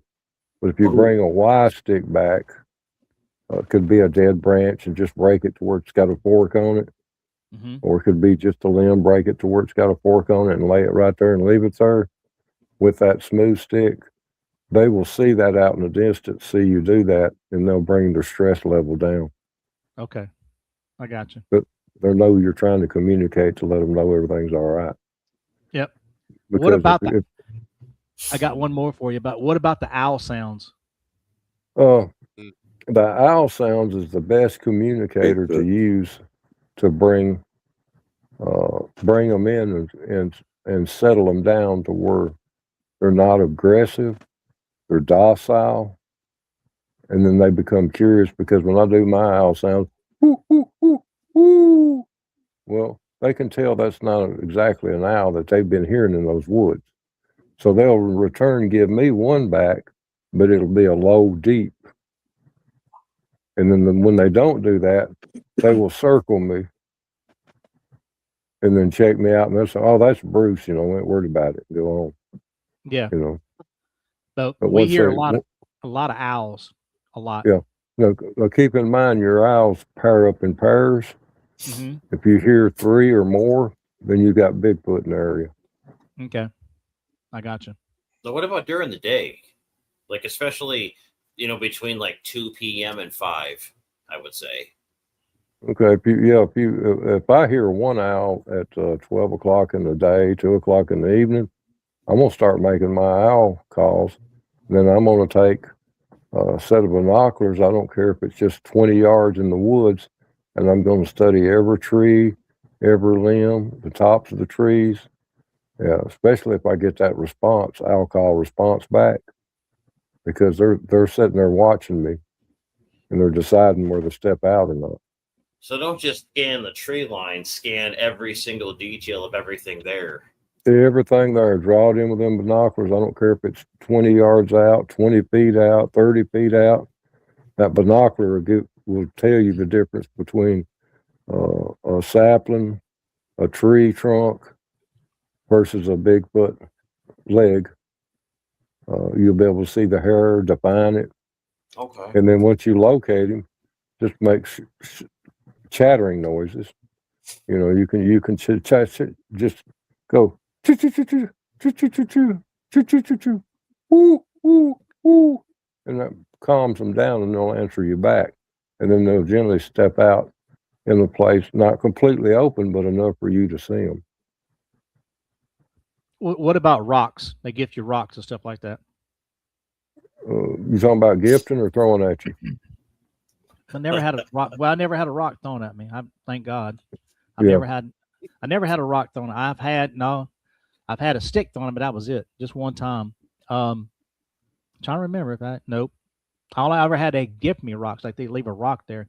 I know nobody Yeah, else was there, but the rock was there. And then juveniles, juvenile Bigfoots will generally leave you the rocks. okay. I'll leave if I find something like that, then I might come back with a white, blue marble Uh-huh. or a cream colored marble, Yep. and leave that. And then they like to play with that stuff. It intrigues them. And while you're at it, just leave them like a pecan or something like that on the Mm-hmm. stump with the marble, Yep. and just do that. And they associate that directly with you and no one else. Gotcha. To tell you what, they like Baby Ruth bars. That was an experimental thing I did. I was like, okay, let's go with a novelty item. You know what? Yeah, they like them. Yeah. I'm afraid to give them sweets because of you get a sweet To be tooth. clear, it was a fun size. Yeah. You get a sweet tooth juvenile up. He can get not aggressive, but he can get mischievous. Okay. You know, he'll expect one when you every time you come in the woods, and he can get vocal. He can reach behind you without you looking and grab your backpack and drag you a foot or two, and then take off, and you won't ever see him. You know, he just likes to play little games. I had one over in the right outside of Fentress County that I was down in the holler. I was about 4 miles down in a mountain range, and it's a little over a mile to the top of that mountain range just to get back up to the top to head to my vehicle. And I had one step in a big old muddy, not muddy, but a big old hole in a creek bed, which was about waist deep, but it's 8 to 12 feet on either end, and there's one big track in the center of that. But along the side of it, on the bank, was rolled up balls of clay, packed. And so they got down there, and him and another juvenile. I could tell he was a male, but I couldn't tell what the other one was. When I passed that up, I was trying to get a picture of it through that deep water, but the camera kept picking up on the reflection. So when I went down about 50 yards, they come back around and they started throwing these clay balls at me and just chattering. They were just having a big time. It wasn't hurting me, you know. But generally, that's a juvenile. I don't. When you give them something sweet, it gets them. It's just like a kid. You give a kid sweets, he's going to be climbing the curtains. You know? For sure. Yeah. So what's some of the biggest ones y'all seen? Tallest ones? It's really hard to gauge the exactness because when you're in the woods and you come across one that's 7.5 foot tall, he's going to look like he's 9 foot tall. You come across one that's 9 foot tall, he's going to look like he's 12. You know, it's really hard to gauge them. I try to use the gauge by the size of the footprint. Can tell me 16 to 18 inch footprint, you're looking at 7'2". You know, in that area. In the woods, he's going to look like he's 8.5 foot tall. You get There's up not into very many big ones around here. Most of them, I'd say, like would be a man size 12, 5-6 inches wide. Well, that's going to be your younger adults. I haven't seen too many huge ones come through here. Like maybe transient, and that's usually at night. That's usually with the more terrifying investigations type stuff. The 21 to 23 inch prints are going to bring your big ones. You know, they can range from 8.5 feet to 10. And if you took that bend out of their leg, you're looking at 11 or better. Okay. So that's a big creature in the woods. When you're looking in the treetop and a cedar thicket, and you're seeing these eyes, and then you're seeing the bottom of his legs as under that cedar tree. You know, that's a big creature. Now, how do you distinguish a female track from a male track? That's something that just popped into my head. The female's going to have a slight more curve to the out and a little bit narrower. Okay. The male, the males, the bigger they get, the wider the track. Mm-hmm. Okay. The The toes may females not. get more like human-like almost. Yeah, because the female side is a mitochondrial, Okay. so they're going to have more of that. They're going to have a little bit narrow feet. I'd say 7.5 to 8 foot. Females will have a 6 to 7 foot width track. Okay. You know, now their toes will be longer than the males. The males will be long, but they're wider. The females are not as wide as the male toes, but they're longer than the male's toes. Okay. So I had an experience where I was we had a tree that broke down by our hunt lease, and it was across a logging road. But before we get to our hunt lease, the road turns right, goes into our hunt lease. But this was coming from another direction, right? And me and my cousin went over and looked at it, and it was an oak tree, a pin oak tree, and it was snapped. It wasn't broke. It didn't break off. It was just snapped like this, and it was laying across. So I'm standing there looking at it, and I got off the golf cart, and I'm looking all around and checking it out and everything, and I felt something there, but I couldn't really see it, so I began to take pictures. And when I took the pictures, I heard in my brain, they said, look at the road. I didn't even think about looking at the dirt road that was there, you know. And you could see, you talked about those tracks on the left-hand side. They were going there with some big old tracks going, and they went off in the woods. And the only thing I can say was, I think I could figure in my mind was, the male who went over there and snapped that tree. Now, on the right-hand side was some big tracks, too. On the right-hand side of the road, longer and skinnier tracks. But what was incredible, they didn't even see that. And they said, look at the middle of the road. They had some little tracks. Little tracks were in the middle. Like they had a young one walking with it. And I was on a logging road. And I got a picture of that, too. And I was like blown away. I was like, my God. The alpha male will go in front of the pack. He'll snap branches and stuff for the rest of them to follow if they lose sight of each other without calling out, because they are, you know, quiet in the woods. They don't give themselves away that easily. Yeah. What about pointing certain directions? Does that mean anything about when they bend over and they point in a certain direction? Somebody told me one time that points to a certain direction or something. Well, that lets, if you have a what I call the hunting group go out, they'll snap at, and then the rest of them come back looking for them because they didn't come back in a reasonable amount of time, or there was some form of danger, where it be a storm coming up or something. That's their way of tracking the others. Those snapped off trees will point in a direction as the way they went. If you have a twisted tree and then snapped laying down, that's a boundary marker. There's another male that's challenged the alpha male, and he's not allowed to cross that boundary. Okay. I've seen somebody in the comments said, has Scott ever heard of a metal door? Yes. So I want to tell you about that experience too. Last year, I'm sitting in my deer stand, and it's in the morning. So in the morning, sun come up, and it's probably about 8 or 9 o'clock. I hear this, like a metal roll-up door, clunk, clunk, clunk, clunk, clunk. And then I hear, bam, like the back of a dump truck. Okay, when they drop dirt, and that thing comes out, I heard that.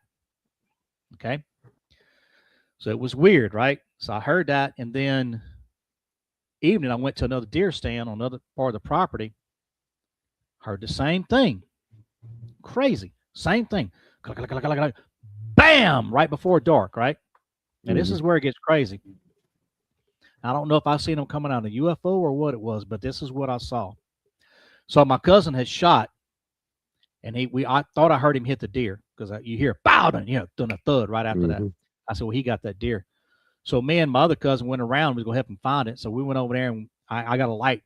That's like a blue light. You can find the blood and stuff. So I started looking around. I didn't see no blood, nothing, nowhere. So we looked and looked and looked till well after dark.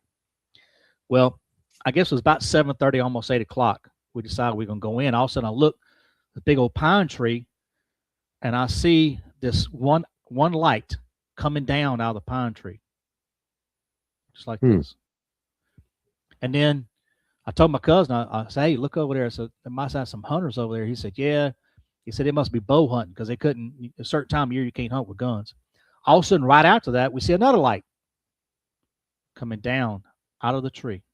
Okay. Now, it may have been way further up. I don't know. Right. But I don't know if they were coming out of a portal, if they come out of some kind of UFO was letting them down or something or what. I don't know. But this is the weird thing. So my cousin, he got the bright idea. He has this really, really bright light that, it shoots all the way across their hunt lease. He going to shine a light at him. I said, oh my God. I said, dude, don't do that. He's sitting there pointing right at him with both of them turned around. And all of a sudden I see 4 eyes looking at us. And I knew what it was as soon as it did, but I didn't tell them. I said, well, it's time to get out of here, guys. I said, don't do that. That's rude. And I said, don't put that in them guys' eyes. I said, that's ugly. I said, come on, let's go. So anyway, we took off. We started riding out of there, locked the gate and everything to the lease, and we start taking off.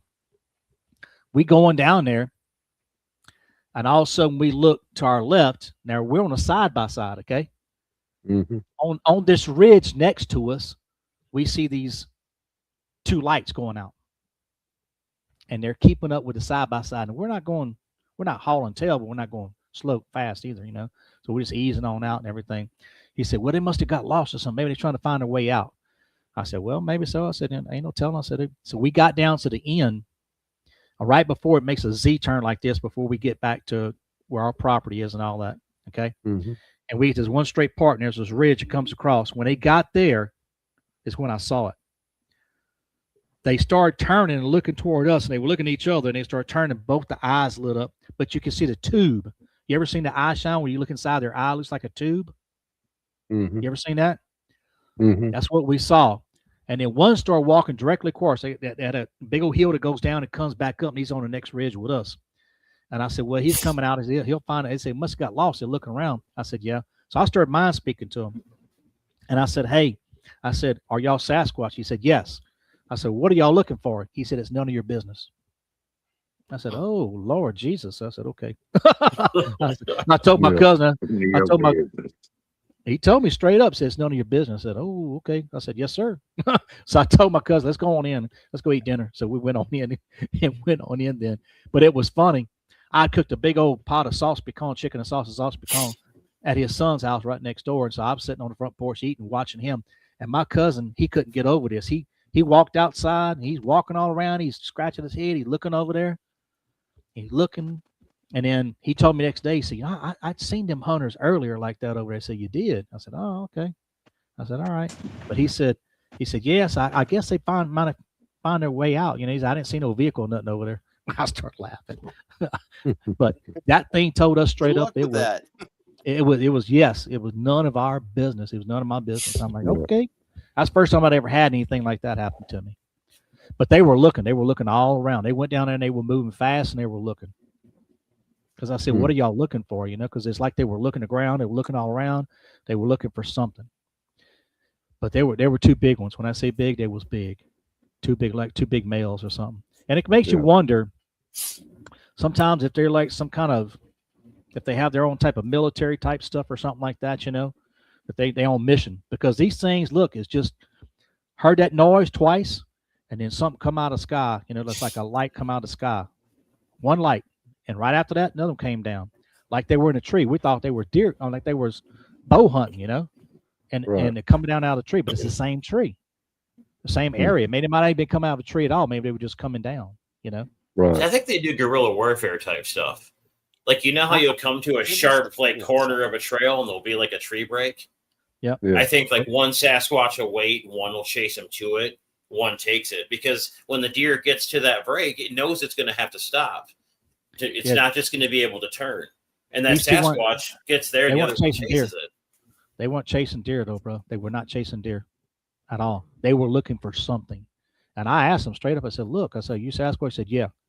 I said, okay. I said, what are y'all looking for? He said, none of your business. I said, oh, Lord. I said, okay. I said, you can have the woods, brothers. I'm out of here. You ain't tell me twice. You're a big old boy. I ain't messing with you. Hey, I said, no. Here's a Snickers. You got an attitude. Yeah, exactly. That's what exactly. Yeah. I'd have gave my whole bag of Snickers if I could. You always wonder about the alien and cryptic connection. That if they, maybe their connection with the alien is they're protecting us from. You know, Hey, not necessarily friendly with the aliens. They might be guarding that area Or from the aliens or protecting or us. Because a lot of times good when point. there's encounters, yes, people say, "Oh, I seen an alien," but then right away there's a cryptid involved. So it Mhm. kind of makes you wonder well, Well, it that tends to maybe lean you there ain't a towards rivalry there instead of being allies. might be a military asset or something to do with the military too. yep. That's true. Yeah. Right. I think they are connected some kind of way. I've had an experience that I won't go into it on this show, but on another show, if y'all want to talk about UFOs and all that stuff, I'll go into it with that. But I've seen y'all since 2019. I've seen so many UFOs. I quit counting. 3 weeks ago, I'll give you this. We seen eye shine. My best friend came back up there with me. We seen the eye shine, and two different eye shines. One was in the national forest, and one was on my cousin's property behind his shed. And then the next thing was we started looking at the sky because we cut all the lights out and everything. There's no lights and everything out there, and we started seeing these UFOs fly over. What I call UFOs. They weren't satellites. And what you would see, I'm gonna tell you what we saw. And some of y'all in the military, I've never been in the military, but the guy that was in the Marines, he was in Vietnam, and he taught me how to look for this. But this is one thing I've never seen before, and I have seen other things, but not this. We see a flash in the sky. Okay. Mm-hmm. Right after that, you see a light come out of it. Mm-hmm. And then we seen something like a cigar shape.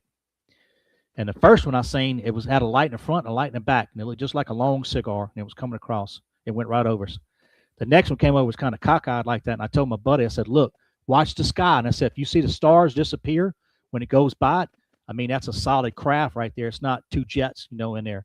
And so he said, "Yeah, let's look up." So sure enough, we seen it, and I was like, "Oh my God, yep." Wait, So we super got, quick, Scott. yes, sir. They could be those energy bars. Energy We don't know bars, what yep. they do, but there's a lot of them seen on camera and visually. Well, Have you heard of that, Bruce? Yeah, generally though the craft, the spears he's talking about, the cigar-shaped ones, are generally extraterrestrial. The V-shaped ones are our military. So, What yeah, about like a silver sphere? Maybe bowling ball size, a little bit bigger. but in a spear shape, Spear. that's going to be extraterrestrial activity. Our military So- does everything in V's, right angles. but if you want Aliens to Everything's at talk, in my right research angles. site now? Check. Okay. but if you want to talk a little bit about the UFOs I've seen, I can tell you about that. Yeah, I've sure, actually Scott, go seen. for it. Y'all don't mind, right? No, Okay. go ahead. Okay. So No, go ahead. the first thing I saw was this.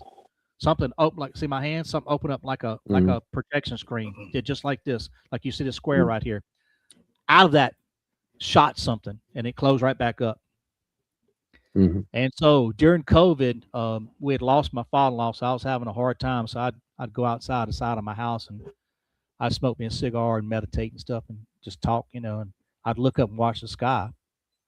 Same thing happened again, except this time you see this triangle looking thing like this, just like this, thing like that. I seen one of them, same thing happened. Opened up and something shot out of that. Then one other time, I seen this cube. Looks like a Rubik's cube. Except this time it was not really getting dark, but it was getting close in the evening time. But this thing looked just like a Rubik's cube, except it was all how to explain this? Good Lord. It's all like little windows on it. Right. And it blocks. shot out. Yeah. It looked like a box, okay? And it looked like windows on it. And like you look at a building or something like that. And it shot out, went south, and all of a sudden it went northeast fast. Just like that. And it was gone. But I seen it take off when it left. Like that. As far as the circular craft, like you talking about the ball you were talking about, Scott, me and my wife seen something right after Hurricane Ida, and this is funny. We're sitting out there, and everybody, all electricity's off and everything, so we're sitting out there. They got generators go on. You don't hardly see any lights or anything, so all the lights are gone. We got a couple of dealerships decently close to us over here, so all those lights are off. You can see the sky real good. All of a sudden, out of the south, we see this white light coming at us, and it's just coming straight, keeps on coming. My wife said, "That's an airplane." I said, "No," I said, "That's not the flight line. The flight line is east and west." I said, "It's not going to come out of south. It could be a helicopter. Maybe somebody got hurt or something out there, and they're coming into the hospital and in Baton Rouge and stuff like that." So I said, we kept on watching. It kept getting closer and closer and closer. All of a sudden, I looked at the light and I said, "I can see you." As soon as I said that, that light went out and it turned into a, I don't know if I have a CD disc over here on the desk, but it looked just like a CD, just like a CD. And it was turning counterclockwise, and it was blue and silver. You could see the hole in the middle of bottom. That thing, y'all, went almost directly over us, and it slowed down just for a millisecond. All of a sudden, it pyong, went west toward Texas. And my wife was sitting outside. My wife gets up out here. I'm going inside. I said, there again, I said, if they wanted to get you, they'd beam you and get you. There's nothing you can do about it. But I thought that was pretty crazy that you could talk to them and they know, that you're talking to them. I said, I can see you. And that thing turned from a ball, like a LED light, and it went out for a second. Also, it turned into a disc. And it's just a disc like this. And it took off. It went that way. Yep. But that's just some of the strange things I've had happen. And South Louisiana is full of strangeness, I can tell you that. Down here we also have that the three-toed Bigfoot down here too. You ever heard of that? Was it just 1 foot? Yeah, I had a friend that hunted down there, in some kind of parish, he called it, down there, in the swamps, and then they had these high burns that was dry. Yep. He was deer hunting and had a three-toed one come up on him, and it scared him so bad that he moved from Louisiana to Tennessee, and he didn't go back deer hunting for about 6 years, but he would always want to go with me and stay in. I had a big stand, a double stand for two people, but he would no longer hunt by himself. He had to hunt with someone. It scared him pretty bad. Y'all got a lot of strangeness. We got a lot of strange stuff down here. I mean, you get into stuff. I've heard on other shows stuff like this, but also I hear about. Y'all ever heard of Houma, Louisiana? Y'all ever heard of that? Houma? Yep. Houma, Louisiana. Yep. Okay. So that's supposed to be where a lot of dogmen are, and y'all know that Louisiana's losing its coast, right? Right. So we're losing a lot of our coast. Houma's way down on the other side of New Siberia, isn't it? New Siberia? I never heard of that. It's on down. Houma's further down. This place is on the coast. Houma's further down towards the Indian reservation. Yes, correct. Yes, okay. It's basically down there where a bunch of the Indians are. Yes, Louisiana Indians, American Indians, correct. So where Houma is it's actually in between New Orleans and what you would call basically Lafayette, south of Lafayette. Y'all know where Lafayette is? You ever heard of that? Yeah. It's down below that. So there's been a lot of sightings of dog man down there. And especially y'all heard about the Chaffalaa Spillway, right? Yeah. Okay, so Chaffalaa Spillway is like, I don't know, 4 million acres or something like that. And what it is, there's 3 rivers that come together. You got the Red River, you got the Ouachita River, and you got the Mississippi River all come together. Then out of that, y'all go down into the Mississippi River, except for one. The Ouachita River turns into what they call the Chaffalaa River, which is the Chaffalaa Basin. Right. Now, that's where they got the 3 locks and everything out over there. So when the water gets really, really high, you have a lot of snow and stuff up north, and all that comes down. They have to open all that up. That's when you get a lot of activity coming down there. When we get a lot of rain and stuff, that helps out, but it helps the crawfish and stuff too. So that during crawfish season, you have a lot of fresh water coming through. It helps out the Chaffalaa Spillway. That spillway is huge. Last time I was down there in Houma, there were people catching crawfish in ditches. Oh yeah, there was a Shoney's back there then, and they had a ditch beside the Shoney's. They had their little crawfish nets on a stick and just set it down in the water and pick it up, and they'd crawl up on that net with their bait in the center. I forget what they called it. They had a French name for it. Yeah, I don't know. They use chicken livers. No, the net is it's got four wires coming up with a net in the center, Mm-hmm. and then they got a pole. They just Yep. stick it out there in that little 2-foot ditch. It couldn't been over 2 foot deep and Right. maybe 3 foot wide. Oh And yeah. they just lay it in there in a few minutes, pick it up, and they catch them crawfish left and right. Yeah, I've been crawfishing with a friend of mine. He lives in a little that's down there by not far from Houma and Thibodeau in that area down in. Yeah.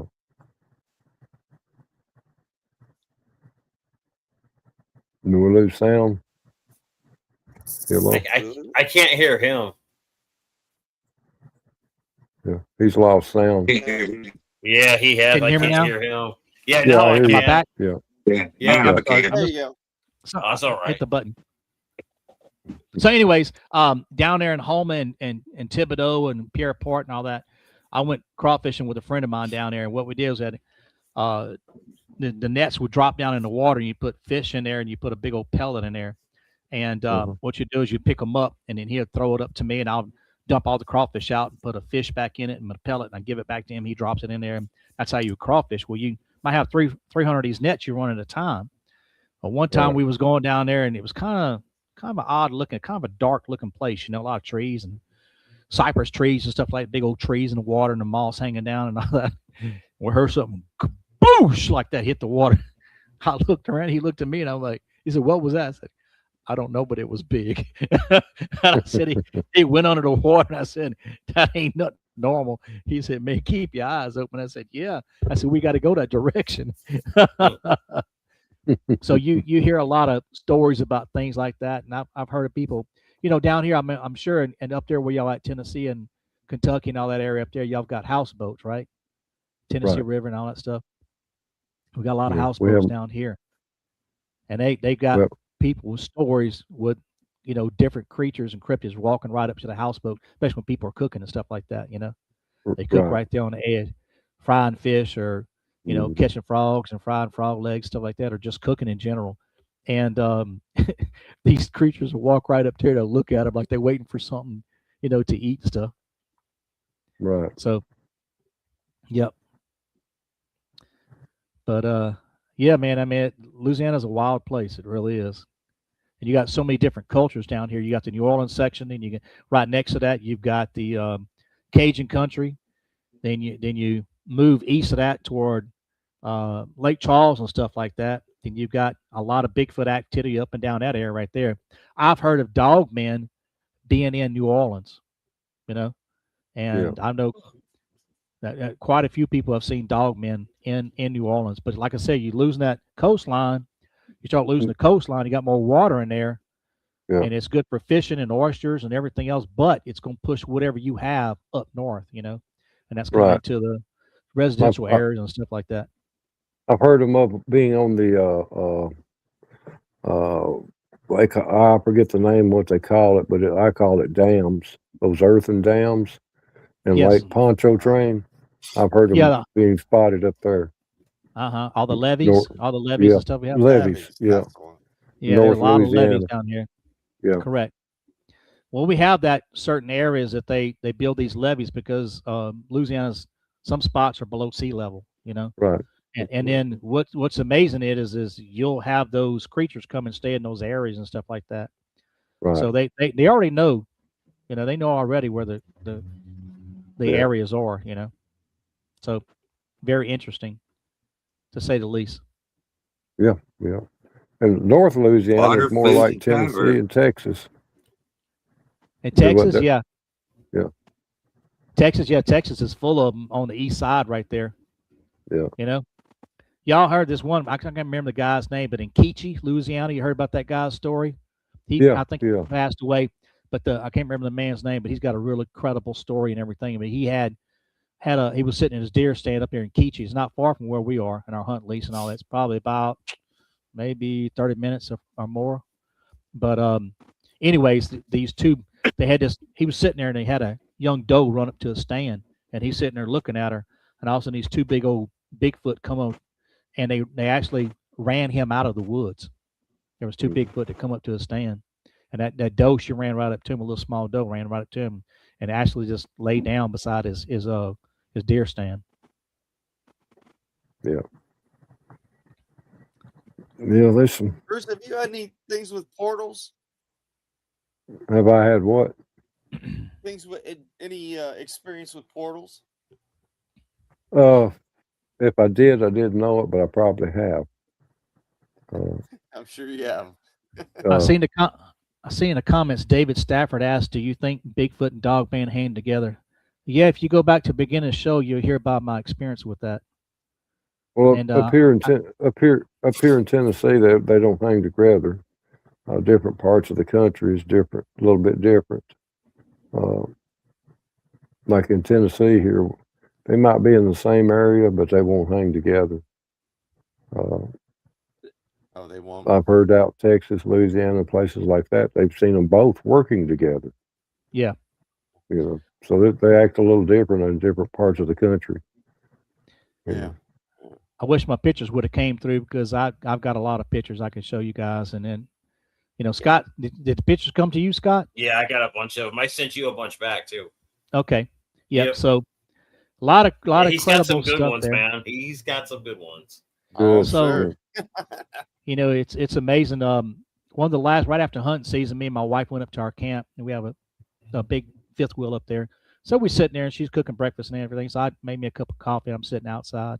One of the chairs and stuff is still kind of cool outside, And I look over and I see this big old fork in a tree like this. And sure enough, there's a dog man sitting there watching me from across the hill on the other side. And he's sitting there watching. That's the one I sent you, Scott. It's got all the dog men in it, Mhm. You see? How many did you Looks count like in a that doggy picture? playground. Yes. How many did you count in that picture? I've seen probably between 6 and 8, Yeah. I would say. So, but it was funny. And I look over there and they were there. And I drank my coffee and I watched them for a little while. And I went back inside and grabbed my breakfast, come back outside. I was going to watch them, eat my breakfast and come back and got my bacon and eggs and biscuit. There wasn't nobody there. They were all gone already. I said, God, dog, I wanted my wife to see it, That's how it And she always was- goes. Oh yeah. But I got the picture. So the picture, picture's there. So it's really interesting, It was pretty neat. But yeah, my cousin, they built a barnuminium. Y'all got those around there? Barnuminium, what a Right. barnuminium is, a metal building Yeah. and you turn it into a house. Yep, we got a few of them here. Yeah. I don't know what they did, but they come on the side of that barnuminium, they slap it, bam, like that, come and Yep. knock the mess out of it. And I was That's messing with it. Yeah, they slap it. Now I don't know what they did to make them mad or whatever, but they come on and slap the side the barnuminium. But I don't know. I didn't. They're just now getting into the research with me now. They'll go ride in national forest and take pictures for me and send them to me, and I'll post them on my place. But my Bigfoot and Dogman, the name of my Facebook page is I don't do it on my personal page, nothing on there. But what I have is Kisatchie Forest Bigfoot and Dogman, and that's the name of it. So if anybody wants to join, you have to answer questions. I'm pretty strict on it, okay? So I don't play around because after dealing with a bunch of people, and they Don't want I no don't see trolls this in and there. Yep. And I don't play around. So I mean, when they come in there, me and my wife's only moderators and admin stuff in there, but everything we have in there is real. It's real people. I want people to feel safe when they come in there and have their experiences. They can share their experiences and all that.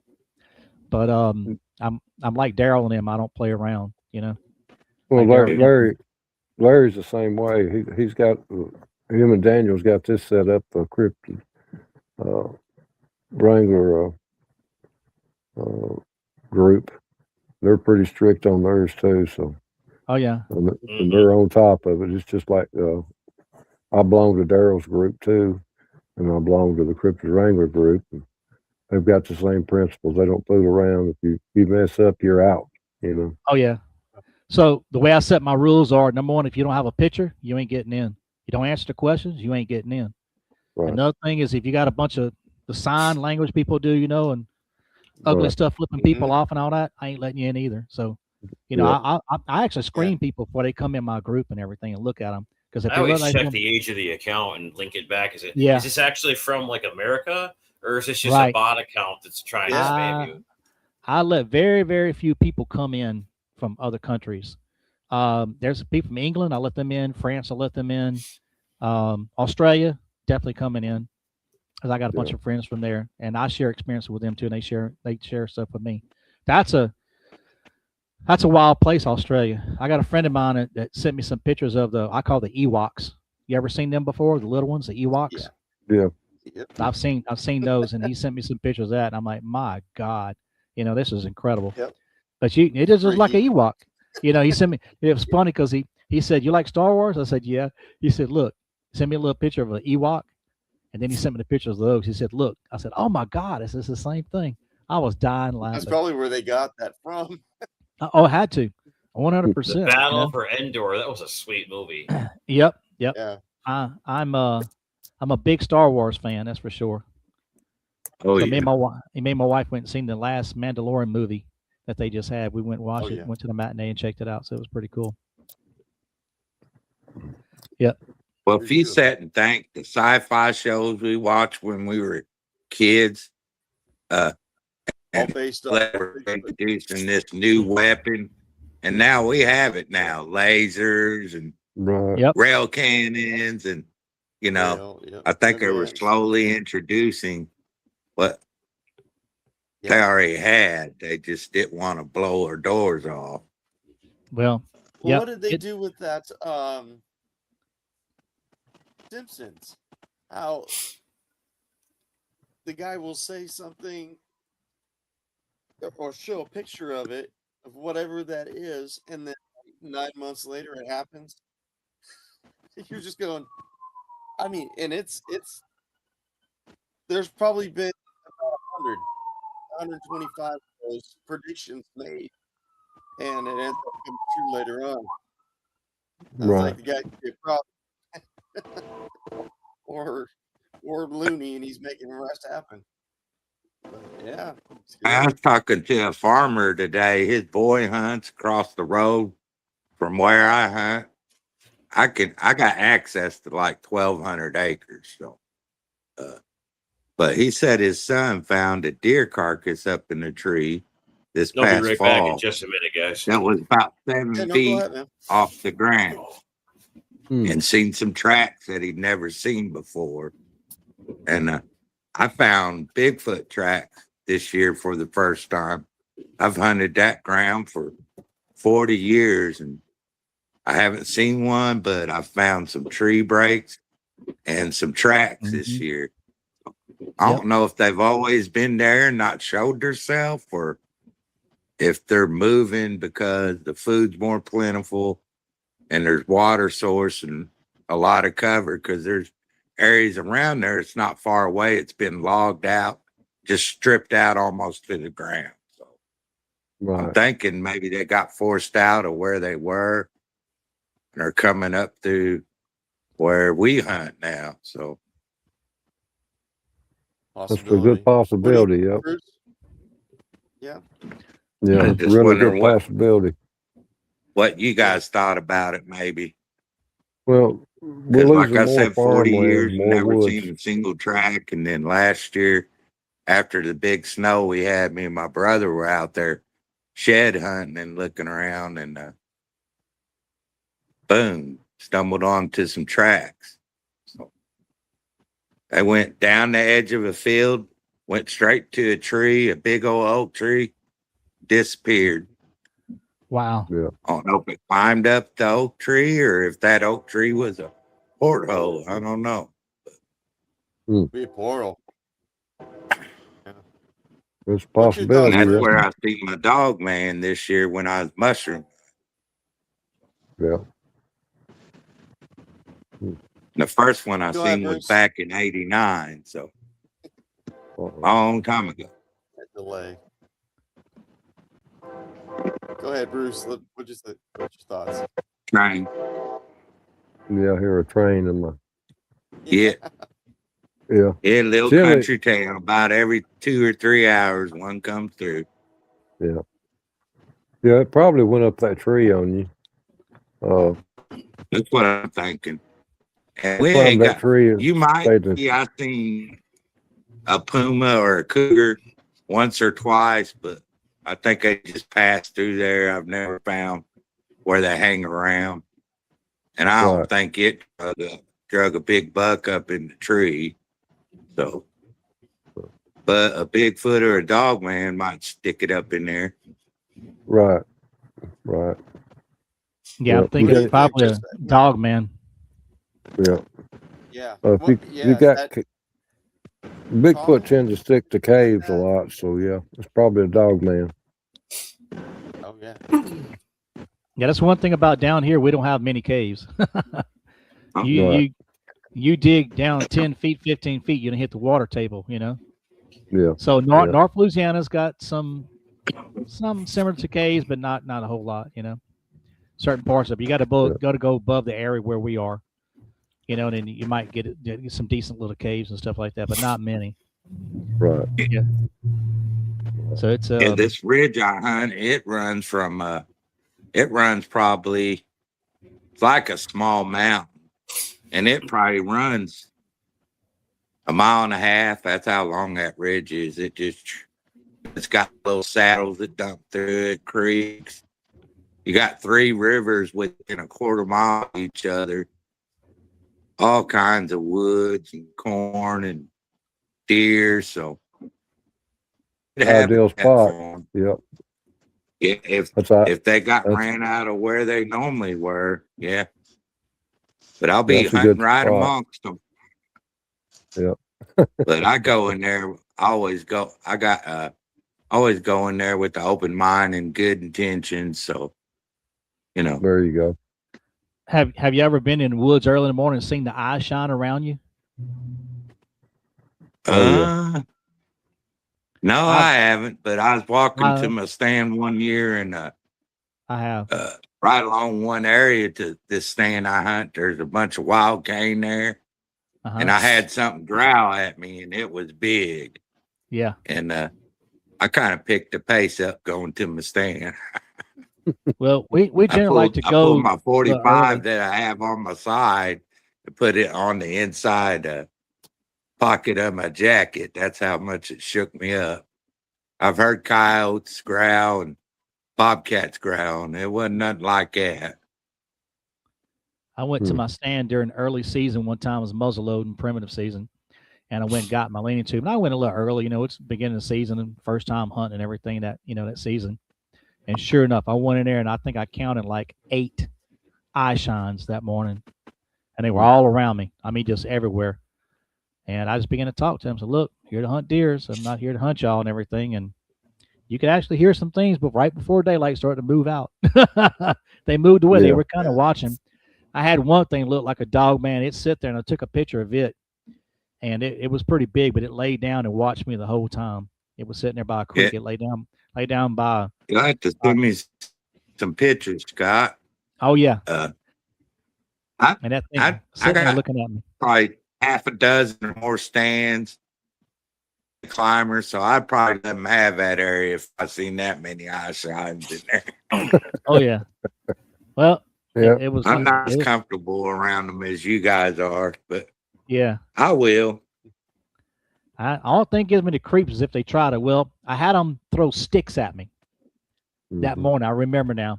That morning, something kept throwing sticks at me. It was about 10 yards away. You got to look closer. When it got to within, I'm telling y'all, when this thing got to within about 5 foot of my stand, I said, "That's enough. Stop. I don't want to play no more. So that's good. I'm done." But it started and it kept throwing sticks and throwing on and throw another stick. And I'd stop. And I just sit there and was looking all around, but I never could see it. But it had to be in one of those trees. It had to be in one of those trees, it was by me. And it kept throwing sticks. We're hearing more and more of that, of them being in trees. Oh, yeah. Pin oak. They got a lot of pin oaks around there and the feeder trees and red oaks, and they got those white oaks, got the big acorns, they feed off of, the deer feed and everything off of. So I'm in a pretty much an oak flat right there is where I was at, and they got a creek below it. And so the good thing about that and where we are, they're not supposed to cut the timber within so many feet of the creek, Right. And so that helps us out a lot. So anyway, I'm sitting there and that something started throwing a stick. And I said, oh, okay. I said, well, maybe something just fell out of the tree. Then the second one fell. I said, oh no. Got a little close and I watched it. And when it got right down there about a foot of my leaning tube, I said, it's enough. I said, stop. I'm done. Don't throw no more. They're pretty strong, and they can send that to rock or a stick from a long ways away and not know where it's coming from. Yeah. And no rocks. I didn't see any rocks. I'm trying to remember if I seen a pine cone or not, because they'll throw pine cones at you too.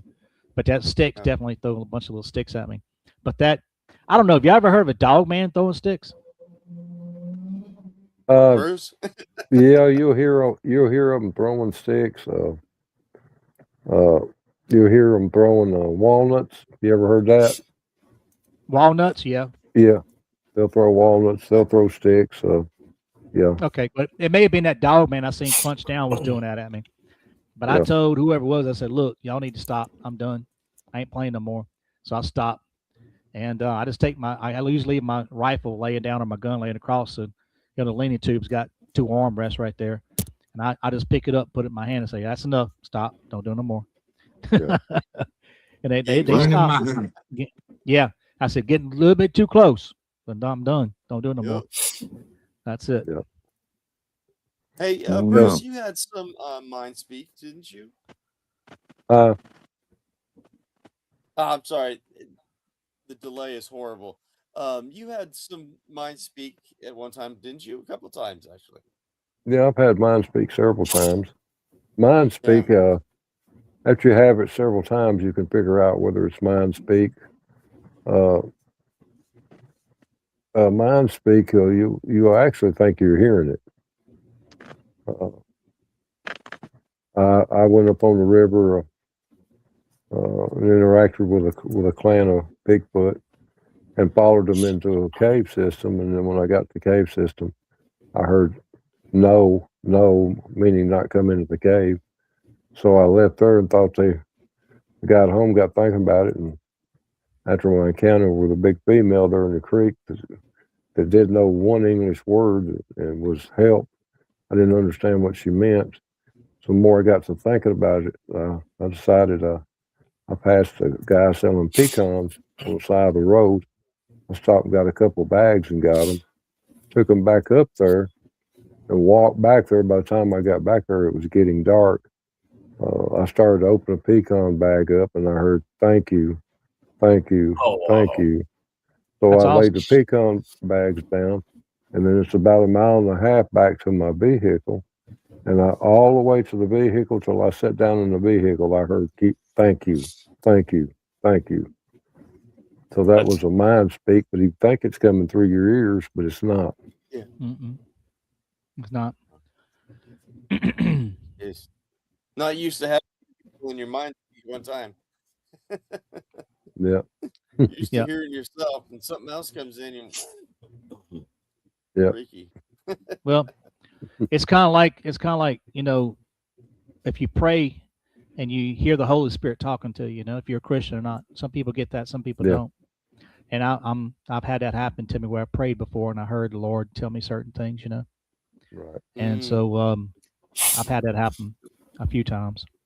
Where I prayed and been in some certain situations where I needed to hear from God, and He answered me. Jesus Yeah. did, Yeah. and it's a great thing. It's Yep.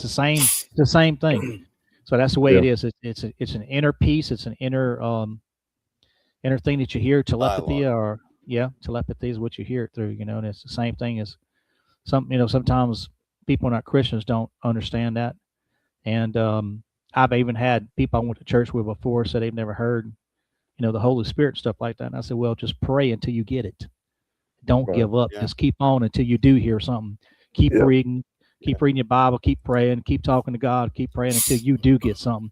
And I said, once you do, guess what? I said, you'll never be the same again. And it'll encourage you big time. And so there were Right. certain times in my life that I really needed encouragement. I tell you another thing that happened this past winter. Talking about that, me and my cousin were sitting there, and we were sitting by a fire at night and stuff like that. And it was right after hunting season, and we had a big old fire going. So we started talking, and then they had some family members that had passed away and stuff like that, and we were really close to them. And I began to get choked up and get hurting. And anyways, it was our our close family and stuff like that, and grandma and stuff like that, grandpa that passed away. And I began to talk about it, and there's times that we had with them shared. I began to get emotional and choked up. And all of a sudden, we heard in the woods, oh, like that. And my cousin's like, "Did you hear that, Scotty?" He said, "They felt you, man. They felt it." He said, "That's an emotion." And my cousin, he was a detective. He's a cop, police officer, and he was an SP in the Air Force, and so he knows about stuff like that, And he said, "Man," he said, "that is an emotion." He said that. He said, "Whatever that is in the woods," he said, "it felt you all the way out there," and he said, "It felt your emotion, And he said it Right. answered you. And I was like, "Man, that's pretty, that's pretty cool, Deep. Yeah, Very deep, really. very very deep." I think that once you've established that relationship with you, that you don't. Can't say I've really had a bad experience with him before, except for the dog man telling me that one time that he was going to kill me if I didn't put the gun down. And the other thing was that one thing that charged me, had a bluff charge, and then that other thing pretty much told me it was none of my business. That I asked him about, what are y'all up to? What y'all doing? What y'all looking for? He's like, none of your business. I'm like, okay, because I'm gonna leave that alone, So I was like, Yeah. that's on a need to know basis, and I'm like, yes, sir. I got that one loud and clear. Yeah. Said, But yeah, Well, Besides it's, mind 2 speak, hours, do you you guys think they good? can project There's Jacqueline. like their presence on you to let you know they're there? Frowned I in. think I'm sorry. I didn't quite hear you. What'd you say? I said, besides mind speak, do you think they can like project their presence, let you know they're there without speaking? I get a high pitched Yeah. noise when they're around. I feel them when they're around, most definitely. Yeah. I mean, they're cloaked. A lot of times I feel them right next to me. I know they're there. You get that Yeah. tingling sensation, like an energy thing. Energy. Mhm. Yeah, I feel that, or I get a high pitched noise when they're here. I always get that, and that's how it originally started. So when I first had my first sighting, in 2019, where the dog man and the Bigfoot were together, the first thing I felt was a high pitched noise, like a tendonitis in my ear, my head's going sideways, and that's when my gun began to heard that. vibrate in the corner, and I grabbed it. So there's an energy. When they come into, I don't know how to explain it. How do you say this? When they come into your area or your, I don't know. I'm trying to think of a word, like an Space. aura. Your space, whatever it is, from wherever they come from.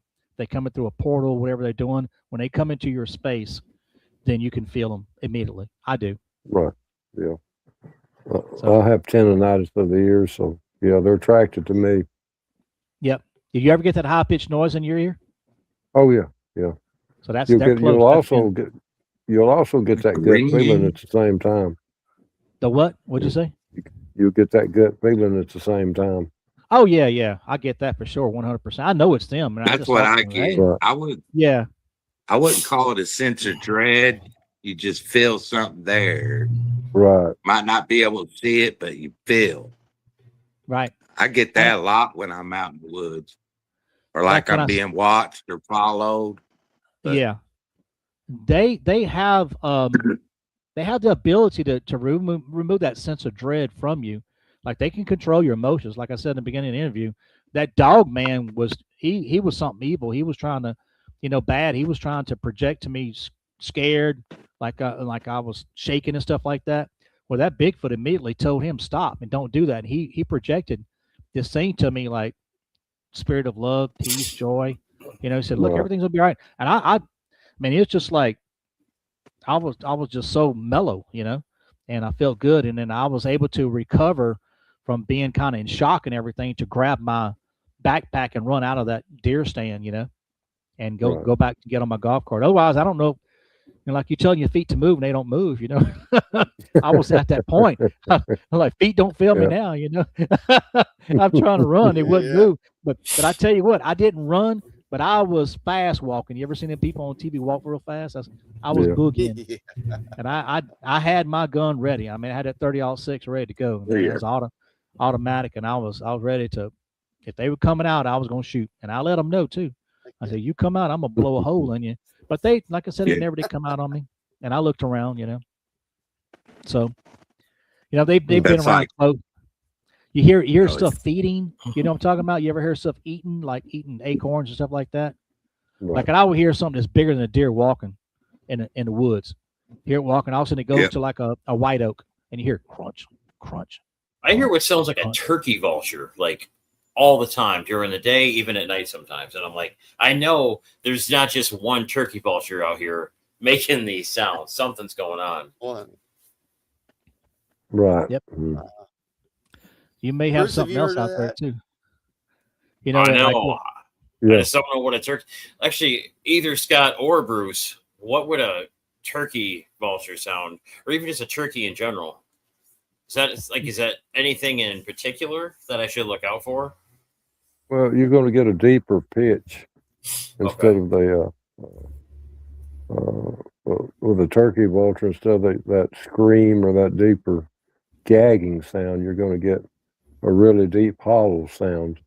And all that is they're Bigfoot's imitating those creatures. That's the Okay. reason why I like to do the owl sounds, because if I'm out in the middle of the night and do the owl sound, he'll imitate that, but then he'll give himself away because where he's so big, he can't quite get that deepness out of his voice. Mhm. Okay. And I always thought that it's based on the times of day, you know. Yeah. It becomes scheduled and patterned after a while. Like, okay, that happened at the same time yesterday and the same time before that, you know. Yeah. And in the wintertime, it doesn't happen at all. Mhm. Yeah, I had for a little while when it got warm, you know, after hunting season and it started getting hot, I didn't have a whole lot of activity, and all of a sudden the activity came back again. There's a few of them still hanging around where we are in it, and I wouldn't see the eye shine until later at night, till about 10 or 11. Okay. And most of that time, by then, I'm ready to go in my camper and go to sleep and stuff, you know. But Right. I try to stay up as late as I can. But in summertime, now wintertime, we stay up all night. I might stay up to 1 o'clock in the morning out there talking with my cousin and them. And they go get on the side by sides. They'll go right off to the woods, you know. Right. And I wish that we had some kind of cameras we could put on there, you know, that picked up night vision and stuff like that. We could ride through, because they ride all night long. I'll ride in the daytime a little bit with them, but I don't go riding with them at night. Yeah. They'll ride at 4 o'clock in the morning sometime. Hmm. Yep. And I always ask them, so y'all see anything at night? We don't see nothing. We just ride. And I said, okay, go ride. I said, I'll bet you there's something out there. But see, They they hit don't. it. Oh yeah, that's it. I said something throws a stick at them or something like that, you know, a log or whatever. Yeah. Yeah. So- That's funny how that eye shine is, because their eyes Yeah. reflect during the daylight too, Yep. just like at night. Yep. But it's amazing how you look at their eyes and there's a light coming out of it. It looks like a tube. Have y'all seen that before? Yeah. It- I've got it- one I call laser eyes. It actually Yeah. produces a laser. Yes. Yes.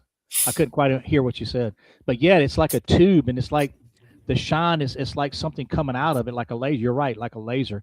And that to Yeah. me is phenomenal. I mean, Yeah. the first time I saw that, I was blown away. I said, my God, how in the world do they do that?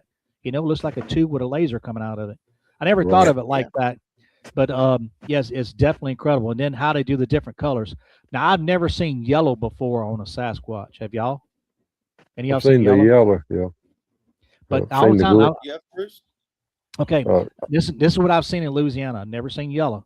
I did see yellow on a dog man, but I've never Mhm. I've seen red on a dog man, but I have never Mhm. seen yellow on a Sasquatch or Bigfoot. I've seen white, I've seen blue, I've seen red and orange, but I've never Mhm. seen yellow, not one time. Those four dog men that I seen that come out of the woods and was standing there at the time, all of them had yellow eyes, every last one of them, Yeah. and they were pointed like this. They were going down just like that. When I looked at them, I they call weren't like that. They were just like that. Yep. I call it an amber gold color. Yeah. Correct. Yeah. Yes. Yep. And Yeah. they were yellow like gold, exactly like gold. And Yeah, they were like beautiful. the yellow Yep. tip of fire almost. Yep. But what was funny was they looked at me and I looked at them, and they were just surprised to see me as I was them. But I was ready to Yeah. go inside when I seen them. I was beating on that door, telling my cousin, "Open this door, man. Let me in this thing." He's like, "What the world wrong with you?" He said, "You're gonna break the door." Yes, he said, "What's Right. wrong with you? Yeah, You cold?" no shit. I said, "Get this door open." I said, "What happened?" He said, "The door's not open." I said, "Locked by itself." And I went out. But two of them walked up, seen the eyes, and the other two walked up And I looked down the dog. The dog looked at me, and his hair was sticking straight up, and his tail looked like a cat was sticking straight up like that. You When did. I seen him. Yeah. Yep, And he incredible. walked over and got in his kennel. Oh, he ran in there. He ran in, jumped that kennel, and you didn't hear nothing out It's of a him. safe place. Yeah. Shut the Nothing. door. That's it. It's funny. I got That's this it. Yeah, little I would have Chihuahua, too. and he just goes off on all the guys for the roof and the kitchen are in here doing stuff. So I'm holding him, and I'm like, stay here. You know. Turned around, he jumped off, and he grabbed the leg of one of the workers. I'm like, didn't think anything about it. He had teeth. So it's like, How's yeah, your back they're doing, good. Daniel? The back is okay. It's the sciatic that's killing me. Oh, It's bad. sciatic still acting up. Oh yeah, yeah. Every 2 or 3 days, I hate man, that. like a cattle prod to the back of my butt. I'm getting old. Yeah, we're all Do getting you guys have old. any questions for We each do. other? I ain't ready for the other option. I'm right with the Lord, but I still ain't ready to go. Right. No, I thought this was a phenomenal show. This was awesome. Yeah, you guys. Yeah, it's been a great show. And Scott, we'll have you back on Scott, again. That's some Absolutely, amazing Scott. Thank you. encounters, brother. Appreciate that. Thank you. I appreciate it. Good to be with Yeah. y'all, and Oh, we had a love to hear blast, y'all's man. stories too. And like I said, if y'all want to get into my group, send your pictures. I'd love to hear your Sure. experiences and your pictures. And Kasachi Yeah. Forest Bigfoot and Right. Dog Man. And like I said, our group is based out of Louisiana, and have encounters here in South Louisiana and in North Louisiana. And really, I didn't even talk about the encounters down here in South. You know, and I've got a couple of police officers that have seen them. And I know we're running over on time and everything, so I'll save it for another time. No, don't But worry. Time's okay. Okay, well, I'll tell you another quick story if that's okay. All right. So Yeah. this guy, I go to I'm like y'all, I got, I'm a mechanic all my life and everything, so I've got back problems. I've had shots and injections and everything in it. And so I go to a chiropractor, and this guy, he's a Bigfoot guy too. And so he actually would go to Mississippi, and a friend of his, they have a hunting lease up there, and they go hunt over there, and they've actually seen them in the woods over there. And so anyways, I go in there, and there's this big guy in there. He probably, good Lord, he's probably 6'4", 6'5", close to 300 pounds, big old boy. And he said, you know this guy here? I said, no. He said, he's a police officer down there where you are. I said, oh, okay. He said, tell Scotty your encounter. He's like, man, I don't. He said, no, he's a Bigfoot guy too. So he said, well, I'll tell it to you. He said, I'm sitting in my cruiser, and they were working on an area where they were digging some ditches and putting some, I guess it would be like a dam with a gate in it and everything. And said it was kind of political about the area it was at. And so they were making sure that nobody went over there and tried to hurt their equipment and all that. But he said it was late at night, about 2:00 in the morning, and he's typing this report and stuff like that. And he gets this weird feeling, so he just turns and he looks out his window in his cruiser, and he said there's a ravine that's down, and he said the ravine's pretty deep. But he said he sees this black man standing there, and he said this guy is huge. He said he is just big. He said got muscles and everything. And he said his eyes. He said, man, the eyes. He said, but this guy looks like a Neanderthal. And he said he's just standing there, and he's covered in hair. And he said you could tell he was a man. He said he didn't have no clothes on, right? So you could tell he was a man. And he said that thing just looked at him, and he said he just turned. And where this is at, they got palmettos, they got thorn bushes and all that stuff like that. He said that stuff ran through all that trash like it was nothing. He ran through it, and he said in milliseconds that thing was gone. And then there was another officer I talked to, and he was about to retire, and I'd met him before, stuff like that. So I asked him, I said, he asked me where I was going. That's what I was doing. He was going somewhere, and I talked to him. He had a 1-ton. I was talking to him about his truck and stuff. And he said, where you headed to? I said, well, I'm heading up to my hunt lease. And asked him, I said, well, you got any strange stories like Bigfoot or stuff like that? He said, well, yeah. He said, I was down south of where our town is and everything. And he said, it's pretty swampy over there. And he said, they had something like a big old tall football player ran in front of him buck naked. And it was a Bigfoot ran right in front of him. in front of his cruiser. Yeah. And he said, so there's two different, now you got to understand, it's two different areas. One's right below Baton Rouge and one is right above New Orleans. Okay. And that's the area we live in. And so there's swamps all around us. And so you have what you call the Mississippi River. Then you got Chapel Isle on the west side. And on the east side, you have Lake Pontchartrain and Lake Maurepas. Okay. And that's all lakes and swamps all in that area. So there's no telling how many families and how many clans they have here.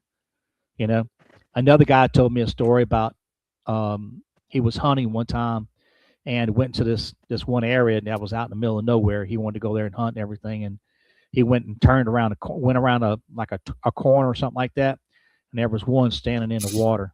And he said he turned around and hauled butt out of there. He didn't want to go back. And he said he never went back in that area again. I said, you never go fishing or nothing like that or hunting? He said, oh, no. He said, they can have that area. He said, I ain't going back over there. But that's it. The guys Hey, Bruce, you want to tell us one of yours? I see one of you have one of your stories where you were, because you're a police officer out there. You used to take some crazy calls. Oh yeah.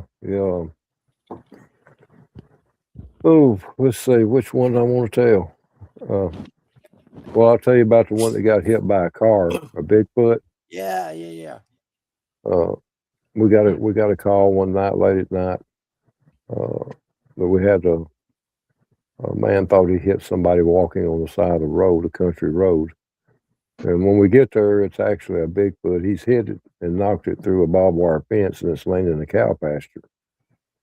But we get out and we look at it, and his legs are broke below the knees. He got one broke a little bit further down the leg, and one a little up higher, close to the knee. It's still alive. But we're doing our accident and incident reports, and when we deal with these type of cryptids, we have certain numbers we have to call to turn it in. And me and another officer there debated where to put it out of its misery. But all we could see wrong with it was its legs, and we knew that could be fixed. Now, it did have some bleeding coming out of its mouth and ears, but it was screaming a really aggressive, high-pitched scream, but was being hit by a car, and it hurt. That's natural. It tried to crawl away using its arms, but it couldn't. So while we was there doing our reports, accident, and talking to the guy and stuff, and we had to make a phone call. And you never know what agency you get that pertains to the situation. And so we had two vehicles roll up. One was unmarked like mine, and another one was a unmarked, extremely long SUV. And we helped them put it on the board. It was a federal agency. And we put it on the board, strapped it down, and then slid it in the back of the SUV. And they took it. They took the car, and they took the driver of the car. And I've never heard or seen any of that since. And then, of course, our police reports, our accident and incidents report, they come up missing too. So there's a lot of secrecy to this stuff. Yeah, no, I mean, that's what I was talking to Scott before, and I was like, oh, you got to talk to Bruce. He'll answer your questions for sure. Yeah, Bruce, I got to ask you about something. I've heard of stories about some of these dog men and stuff going rogue. Have you heard about that, where they go and hunt them? Oh, that's your super soldiers. Those are dog men that was made by the military. They'll when you get across those, they will have a black leather jacket on with spikes on it, and they got a tracking collar on them. It ain't just they normally go rogue. They try to escape, and then they're hunted down and killed. Because once they try to escape, the military no longer needs them. Gotcha. What do you? I mean, have you ever had somebody, you or somebody else, have to dispatch one of these Bigfoot dogmen? Let me say Or is this that without something going government comes in and does? go too far out. We had to dispatch a dog man once. Yeah. That's a SS Super Soldier. Yeah, Can I ask you what caliber it was y'all used? to take the dog man out. Yes. 8mm Mauser sniper rifle. Yeah. Jeez. I have Read an heard. article. Yeah, Oh, go ahead, 458 SOCOM too. I'm sorry, Larry. I heard a 458 SOCOM. Is that true? Yeah, That's a big you can caliber. use them too, That's a big but it caliber, doesn't too. really take a lot to kill them. It's just that Placement. as a sniper, I used 8mm Mauser, and Mhm. then you snipe them. We don't need them. We don't need them to make it into a town. We don't know the Right. predictability of them. If they get into the town, what could happen? Generally, they're just trying to get away from the handlers. They'll make a break and run for it. They do have collars on them to shock them and knock them down, but like most things, they'll malfunction from time to time, and you lose control of them. Yeah. Yeah. Tell you what, when I go deer hunting now, I carry a 45 on my side or my 44, Yeah. and I've been hunting with the 45-70 the last 3 years. So just Most of in your case. most of your dog man that's not been involved in government experiences are not as not that aggressive. They're curious about you, but they're not aggressive. Hmm. You get into the I just- experimental ones, they got handlers. The handlers train them just like we would train a canine police dog or something for attack, drug sniffing, or bomb sniffing. They each got their own specialties that they do, but they'll always have a black jacket, leather jacket on, or a Teflon jacket with short spikes on it. And those spikes are shocking devices built in those spikes to stop them. And from time to time, they'll malfunction. These dog men are smart enough to get away when that happens, and then they'll shred that coat when they get further enough away. They'll get it off of them. That jacket. Is there a tracking signal that comes out of that same neck? Well, the vest itself that comes across in the back is all wires running through it, and it tracks longitude, latitude, body temperature, body speed, the brain function, the heart function, the lung function, everything about it. So when they see that uptick on that graphs for no reason, then that one has to be brought back in and figure out what's wrong. And it could be something simple as it's sick or something like that. So when they go out, when they turn them loose in these government military installations, which cover thousands of acres, they go out and retrieve them and bring them back in and check them just like you would any kind of exotic animals you turn loose on your ranch. You got to monitor them. These things were designed to take overseas and drop off. Instead of using our soldiers as frontline, these are frontline. I mean, there's some stories about them being used overseas, and of course it gets shut down before it gets to us. We just get little trinkles of it here and there. I read a story in an article. Is on YouTube, but it's a story. Former military guy said that they used dogmen in the Vietnam War, and when the war was over, they were going to destroy all of them. And JFK said, "No, they've done their job." He said, "We'll take care of them." And then later on through the article, it said that they were released in our national park, state national park. At the I don't first know of the if war, it could just be a conspiracy, but if it has any truth to it. Kennedy was assassinated during that time, but when Nixon was in office, the sole purpose of the dogmen was to guard airports. German soldiers used German shepherds to guard their airports. So we needed something a little bit more aggressive and bigger to go in and take them German shepherds out that the Germans had. So that was during World War II, and then of course into Vietnam, when they were used in Vietnam. After that, through that stint, late 60s, early 70s, they decided to use them just for fenced-in areas around the airport. They didn't get on the airport strips, but they monitored. They walked the fences without supervision because they were trained and collared. But you didn't have to have a handler out there in the field. The handler could sit back at the base or airport tower or in his vehicle and monitor them. What about the Sasquatch and Bigfoot using some of those? You ever heard of those being used? No, they won't use them. They're too human. They got too much human DNA in them. They will use. Let me take that back. There was a couple incidents that they put mechanical eyes in them. The ones that were hurt, lost an eye, maybe lost a leg by being hit by a tractor trailer truck or something. They put a mechanical leg on. Sometimes mechanical eyes.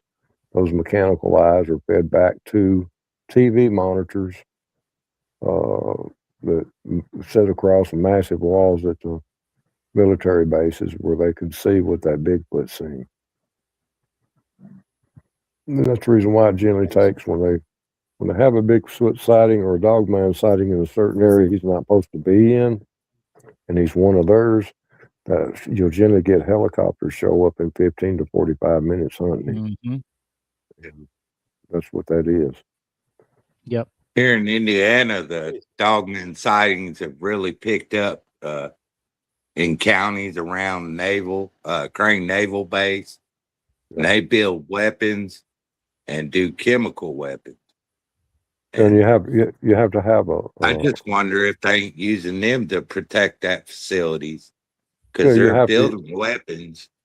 Yeah, you have to have something like that to protect it, because you don't want to expose your men to those chemicals and stuff. And those dog men are trained in that.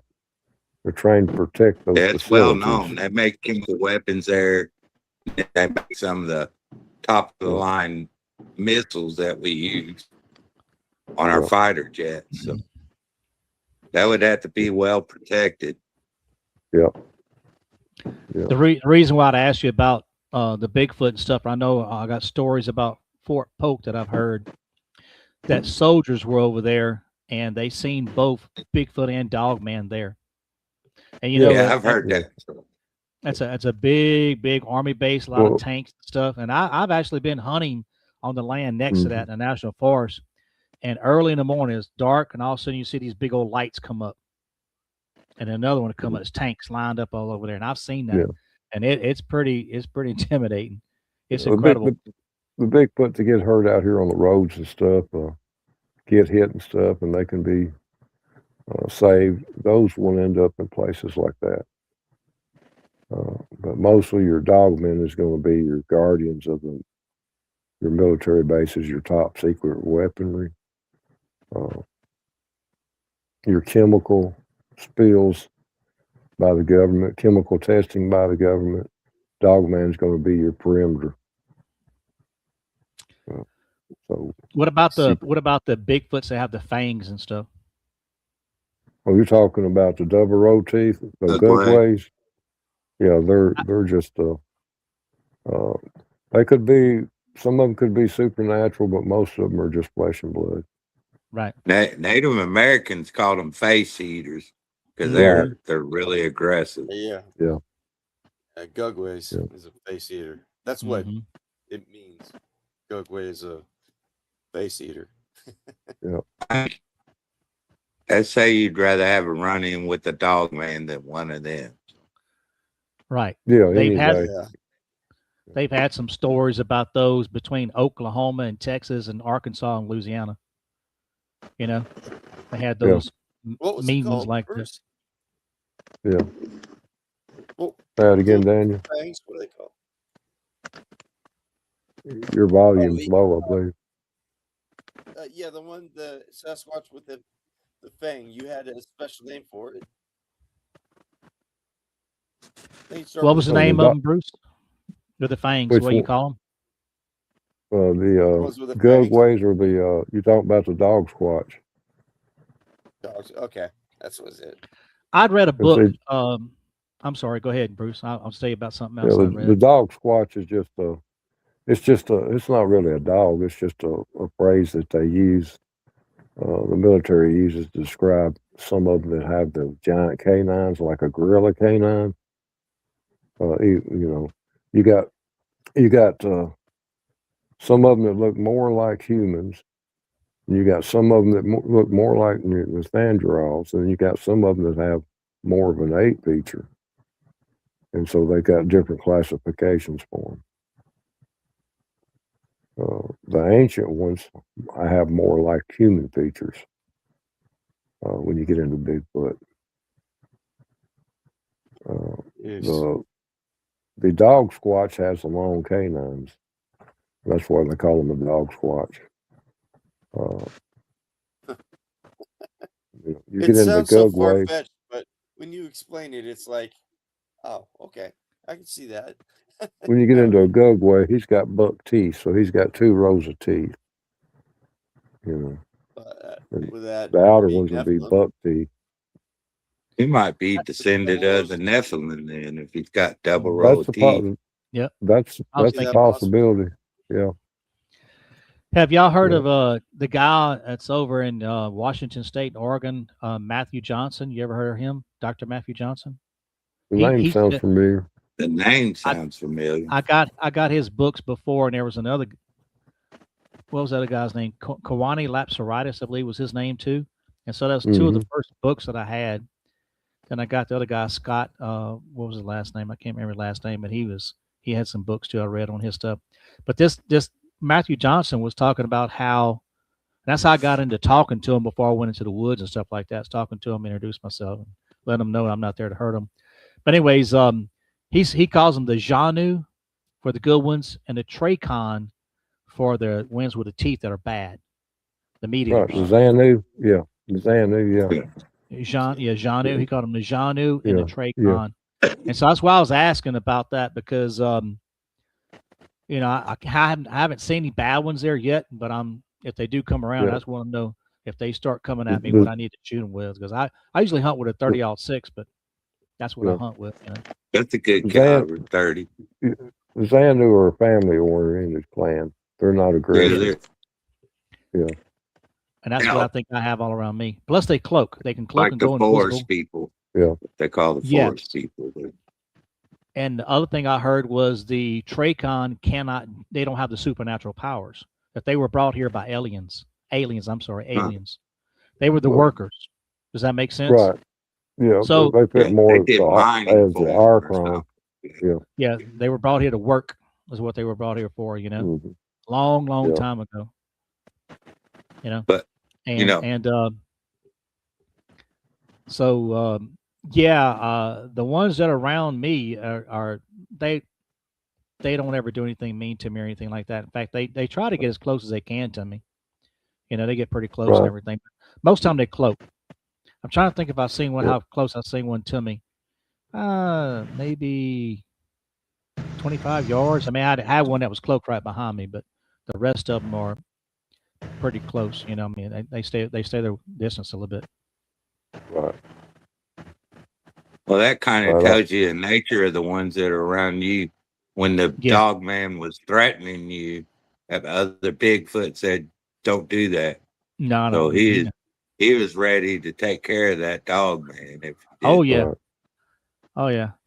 If he'd attacked you, he'd have had Bigfoot on his butt. So. Mm-hmm.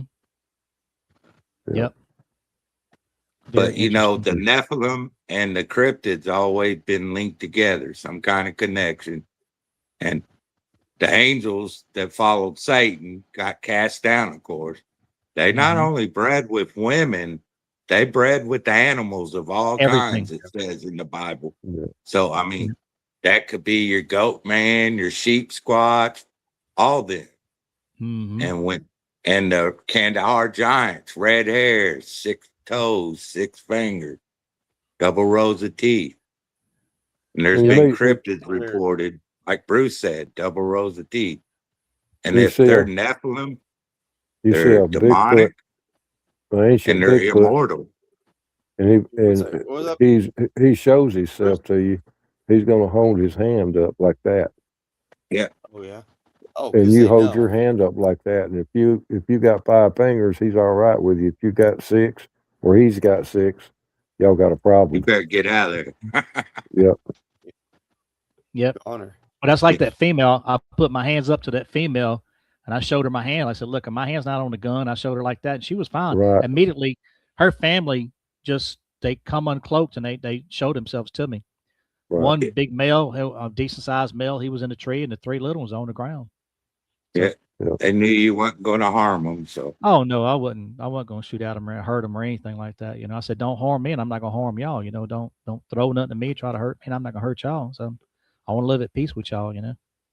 So, you're a hunter, Scott. That first dogman I seen, he's probably 7.5, 8 foot tall, and he wasn't 50 yards away. Wow. And he come through there on all 4s, just he was growling, huffing, grunting, coming through the woods, and he was in hunting mode. I don't know if he's going to hunt me, my buddy, or the deer that were in the area. But when he stopped and stood up, that's when the tree started shaking. But wow. I was sitting there 25, 30 feet in the air.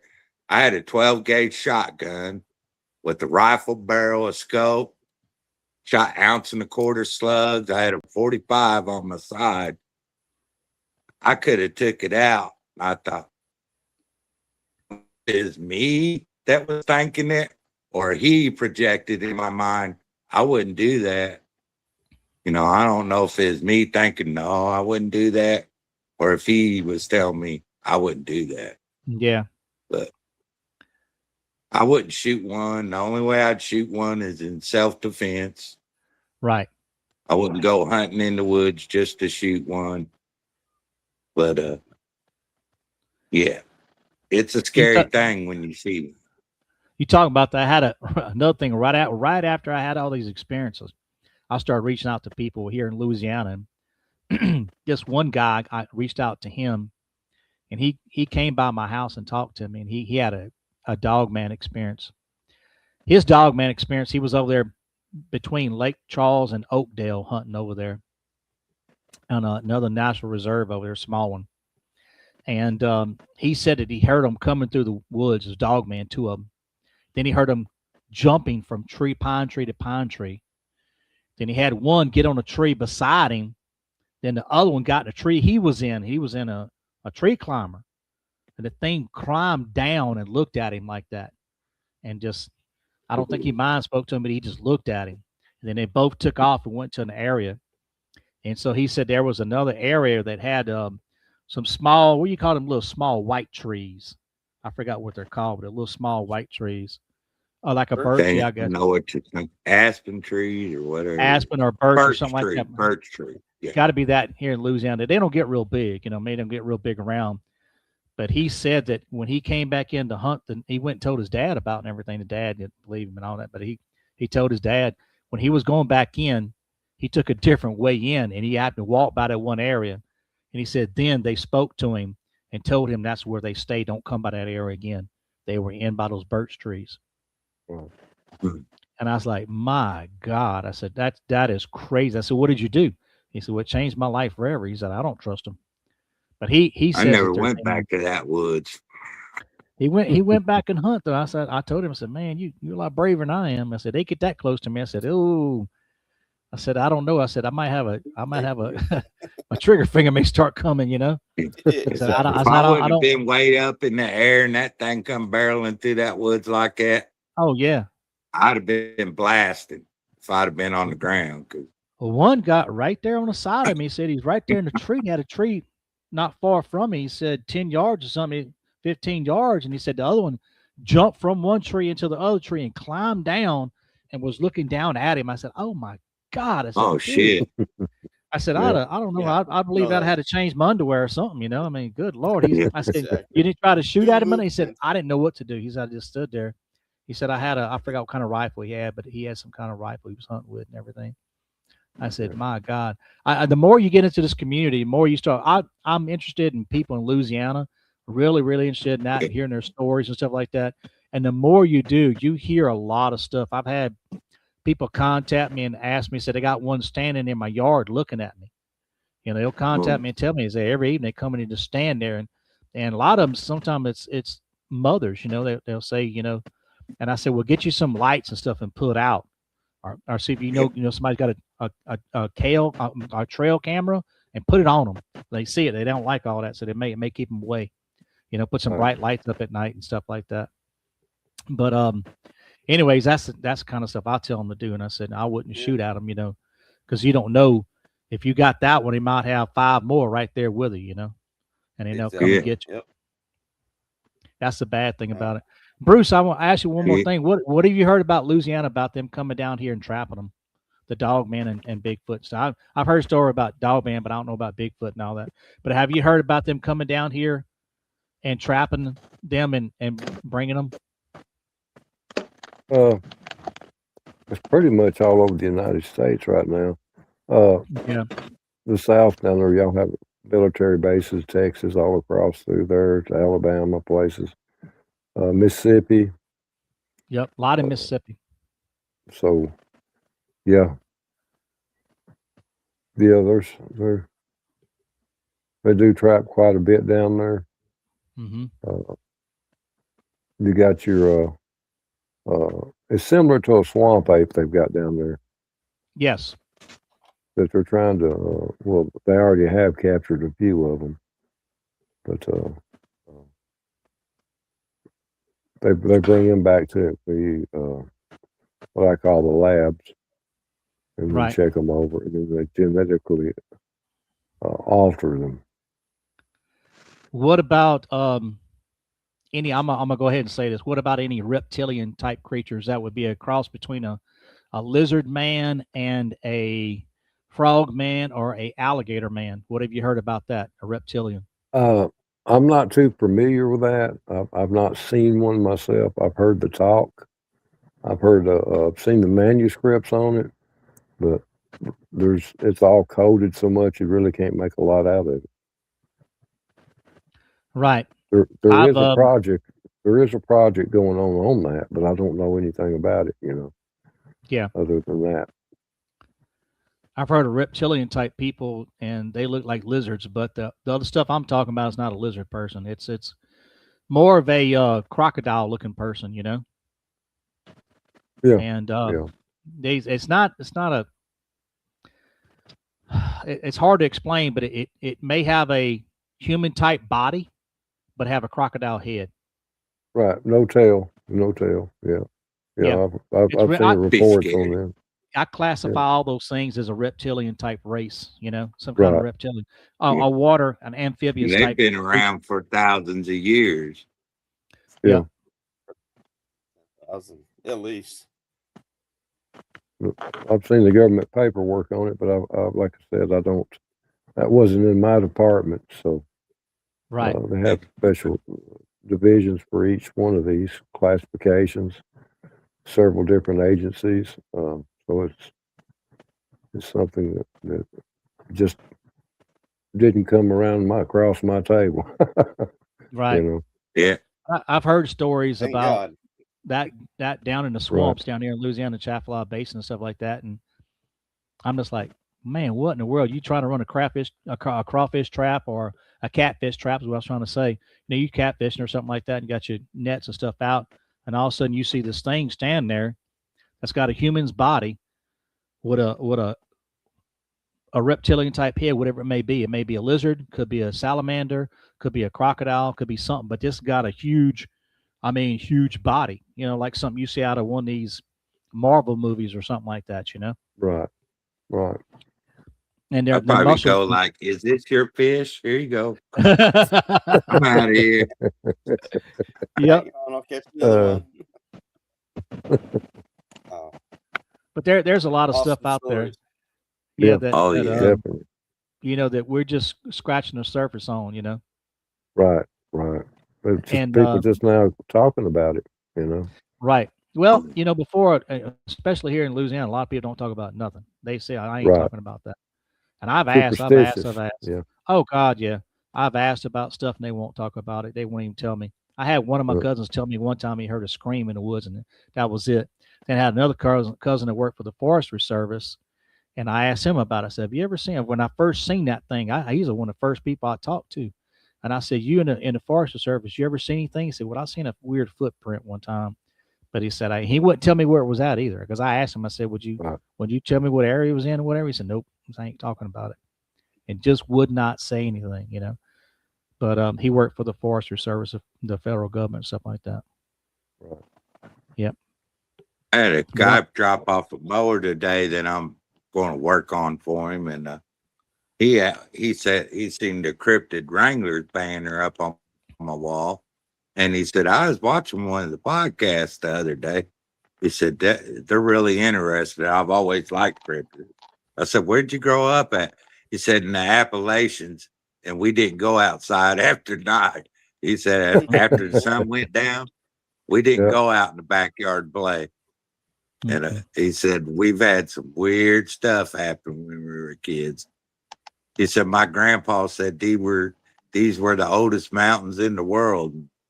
He said, Right. "You didn't mess around after dark." Yeah. That's true. Be Yeah. charged, electrical Yeah. charge. He had a Anyway. scared look on his face when he was talking about it. Me and my brothers, we didn't go outside after dark. Yeah. Hey, Larry, you Yeah. want to give us mention our sponsor? Do what, Daniel? Oh, our sponsor. The Oh, Rustic. yeah. Rustic Let us know Supply. about it. Yeah. We'll get the address and send the Pamela was the first one in chat tonight, so we'll get her address, and like you said, send her one or two, because she's always in the chats and she's always hyping our show up. Right. Oh, That helps, can you but- see that, Daniel, back there? Yeah, I asked him about that. It's gonna make me one. Yeah. This guy's great. And all the little hat hangers and stuff that he sent me up there on that wall there. Built me like a little backdrop. Yeah, looks good. Okay. All right. He said guys, he's should we gonna call it make a night? one up for you. So Yeah. Oh yeah, definitely. Thank you guys. Appreciate it. Another really great podcast with so much. Hey, nice meeting you, thanks a Scott. lot, Scott. Thank y'all. I appreciate it. Look, man, it's been awesome. yeah, And Scott, appreciate it. we'll do We'll it have you- again. I'd love to talk to y'all about stuff and you know, get y'all's input on some stuff. And if y'all know anything about the UFOs and what ties in with them and all that, I've seen quite a few things. I didn't even go into that. I've seen things in where I hunted at that it's the sun. One of the last times I was there hunting, the sun had come down a certain area, and it's like it was a portal that was there. And I seen a spacecraft there, and it wasn't oval shaped either. It wasn't, and I know it was a spacecraft. Scott had actually got what was I gonna say?